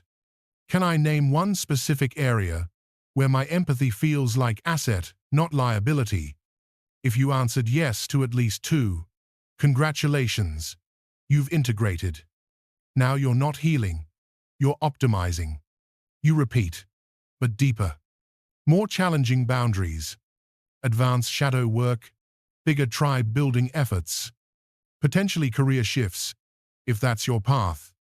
Maybe stepping into level 3 or 4 contribution, but you do it from a foundation of stability, not from survival mode. That's the difference. Quick note, this blueprint is universal, but tweak it to your type. Sensor Empaths.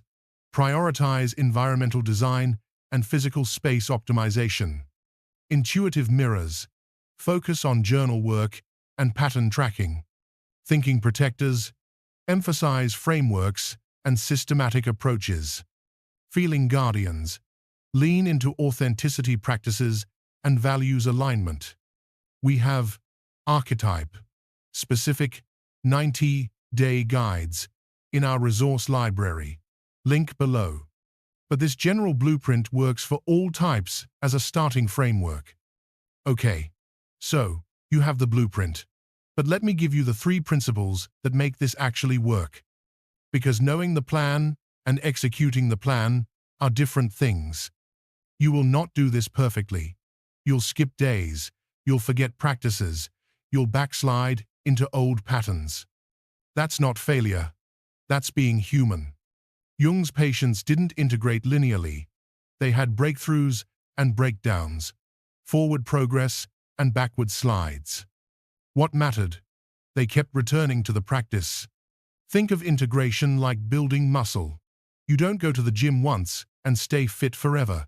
You go consistently, and some days are stronger than others. Your nervous system is the same. Some days you'll hold boundaries perfectly. Some days you'll people please. Both days are part of the process. Celebrate the return, not the perfection. You cannot do this alone. Neuroscience is clear. Nervous system regulation requires TO regulation. Your mirror neurons need other regulated nervous systems nearby to stabilize. Translation: you need other empaths who are also doing this work. Join our community, link in description, or find another one, but don't try to integrate in isolation. The empaths who succeed aren't the most disciplined, they're the most connected. Sarah, James, Anna, all of them found their people. That's what sustained their transformation. This blueprint isn't sacred, it's a starting framework. If week 3 doesn't work for you, adjust it. If phase 2 needs to be 60 days instead of 30, extend it. You're not following a guru's rigid program. You're using research-backed principles and adapting them to your neurology. Dr. Aron's work, Jung's framework, neuroscience research, these are guides, not commandments. Stay flexible, track what works, keep what serves you, release what doesn't. Here's what I want you to do. Not tomorrow, not next week, right now. This video. Open your notes app or grab paper. Write these 3 things. My dominant archetype, sensor, intuitive, thinking, feeling. My current phase, foundation, expansion, embodiment. My day 1 action. What's the smallest first step I can take today? Then come back and comment. Day 1. Your archetype. Your first action. Example. Day 1. Sensor Empath. Setting 1 boundary with my sister. I'll respond to every single one. And you'll see hundreds of other empaths starting their day 1 too. Because here's the final truth. Transformation doesn't start when you feel ready. It starts when you take the first imperfect action. Jung's patients didn't wait until they understood everything. They started messy. Sarah didn't wait until she had the perfect pitch. She scheduled the meeting scared. Your day 1 doesn't need to be perfect. It just needs to exist. So go write those 3 things. And then come back. I'll be here. And so will your tribe. Your integration starts now. Before we close, there's one more thing I need you to understand about what you just spent the last hour learning. If you made it this far, something profound just happened. You didn't just watch a video. You experienced recognition. For 60 minutes, we've journeyed through 100 years of research. From Jung's hospital rooms in 1920 to Dr. Elaine Aron's 30-year study of 1,500 individuals to 2,025 brain scans revealing your neurological differences. Here's what all that research confirms. You're not too sensitive. You're not broken. You're not overthinking or feeling too much. Your brain, your insula, your mirror neurons, your entire empathy center is structurally wired to process more. 15 to 20% of humans have this trait. Jung documented it. Dr. Aron measured it. Neuroscience proved it. And what you've learned today isn't just theory. You discovered your exact empath archetype. Whether you're a sensor who absorbs environmental energy, an intuitive mirror who sees emotional futures, a thinking protector who analyzes to heal, or a feeling guardian who guards authentic truth. You received the 4, the STEP framework, energy audit and boundaries, digital detox protocols, communication scripts, and tribe building strategy.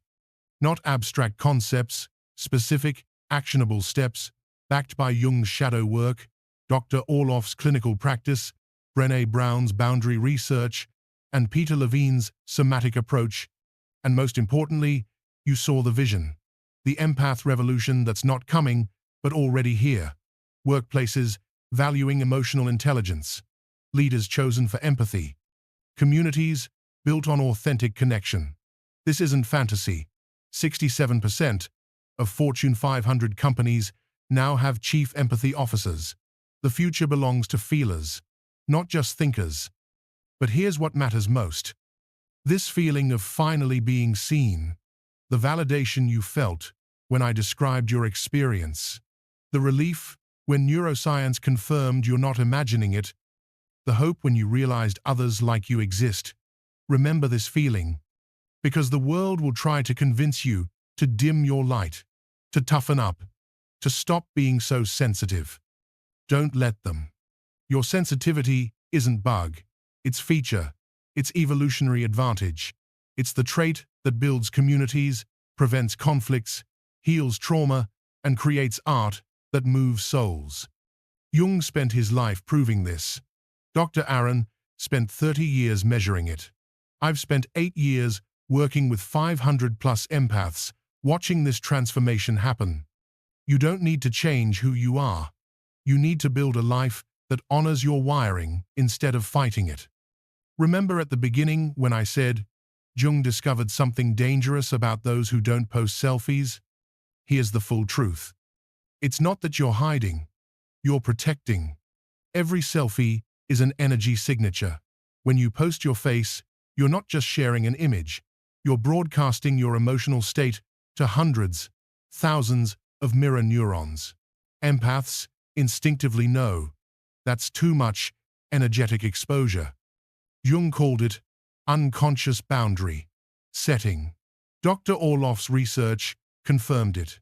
HSPs who limit their digital presence report 40% less emotional overwhelm. You're not camera shy, you're energy wise. That's your empath superpower in action, even when you didn't know you had it. Now, here's your next step. I want to personally invite you into something we're building. The Empath Collective, our private Discord community. This isn't just another online group. This is where 2,000+ verified empaths from around the world gather. We have archetype of specific channels. So if you're a sensor empath, you can connect with other sensors who understand environmental overwhelm. If you're an intuitive mirror, you'll find others who see patterns of no one else notices. Every week, I host live Q&A sessions. You ask questions about your specific situations, workplace dynamics, family boundaries, relationship challenges, and we work through them together using Jung's framework, Dr. Aron's strategies, and modern neuroscience. It's a safe space for vulnerable sharing without judgment. No performative positivity, no toxic positivity, just real empaths doing real shadow work, supporting each other's integration. We have a resource library with all the tools from this video, the energy audit worksheet, boundary scripts for 20 different situations, archetype assessments with detailed explanations, implementation timelines, and every single day, success stories, empaths sharing breakthroughs. I set my first boundary with my mother. I left the toxic job. I found my tribe offline. I stopped apologizing for my sensitivity. Link is in the description. It's free to join. We do have a verification process, not to gatekeep, but to ensure quality. We ask 3 questions about your empath experience. Takes 2 minutes, keeps the space safe, also available, completely free, no email required. The Empath Energy Audit Worksheet. This is the PDF version of the 7-day tracking system we covered in the transformation section. It includes boundary scripts for family, workplace, dating, and friendships. The full archetype assessment with scoring guide. Week by week implementation timeline. Just click the link in description. Download, use, no strings attached. Now, I need something from you. I read every comment personally, and I want to know. What's your dominant archetype? Type Sensor. If you're an environmental empath, you feel the energy of spaces. Type Intuitive. If you're a pattern predictor, you see emotional futures before they unfold. Type Thinking. If you're an analytical empath, you need to understand emotions to process them. Type Feeling. If you're an authenticity guardian, you sense when people violate their own values. Type Hybrid. If you're a combination, most empaths are, I will reply with specific resources for your type. This isn't automated. This is me, personally connecting with your journey, and share one insight that shifted your perspective today. One thing that clicked, one moment you felt seen. Your sharing helps other empaths feel less alone. Your vulnerability gives others permission to be vulnerable. We're building collective knowledge here. Jung called it documenting the differentiated perception experience across cultures and contexts. You're not just commenting, you're contributing to research. You're part of the empath revolution. But wait, there's one thing we haven't addressed yet. Everything we covered today, your archetype, the framework, the strategies, works beautifully when you're integrating your own empath nature. But what happens when the empath in your life is someone else? Your partner who absorbs your stress and burns out. Your child who comes home from school emotionally destroyed by classroom energy. Your friend who's drowning in everyone else's problems. How do you support an empath without enabling their patterns? How do you help them build boundaries without dismissing their sensitivity? And here's the question no one talks about. What if you're the one unintentionally draining the empath you love? Next video, we're covering the science of empathic relationships. Research from Dr. Orloff and Dr. Aron on empath dynamics, empath, non-empath partnerships, and the family systems where empaths become emotional caretakers. Jung documented this in his work on differentiated couples, one partner who sees, one who doesn't. The patterns he observed 100 years ago, modern relationship research confirms today. If you love an empath, or if you're an empath navigating relationships, that video will change everything. Click here to watch it next. For too long, you've been told your sensitivity is liability. Society trained you to apologize for your depth. Family taught you to shrink to make others comfortable. School punished you for feeling too much. Workplaces called you not leadership material because you cared about people over profit. But the world is changing. Empathy is becoming competitive advantage. Sensitivity is being recognized as evolutionary gift. Your wiring, the trait Jung documented, Dr. Aron measured, and neuroscience confirmed, is needed now more than ever. So stop hiding. Start leading. Stop apologizing. Start contributing. Stop shrinking. Start shining. Welcome to the empath revolution. Your transformation starts now. Subscribe if you're ready to turn sensitivity into strength. Hit the notification bell. We're building something beautiful here, and you're part of it. Until next time, feel deeply. Love fiercely. Lead boldly.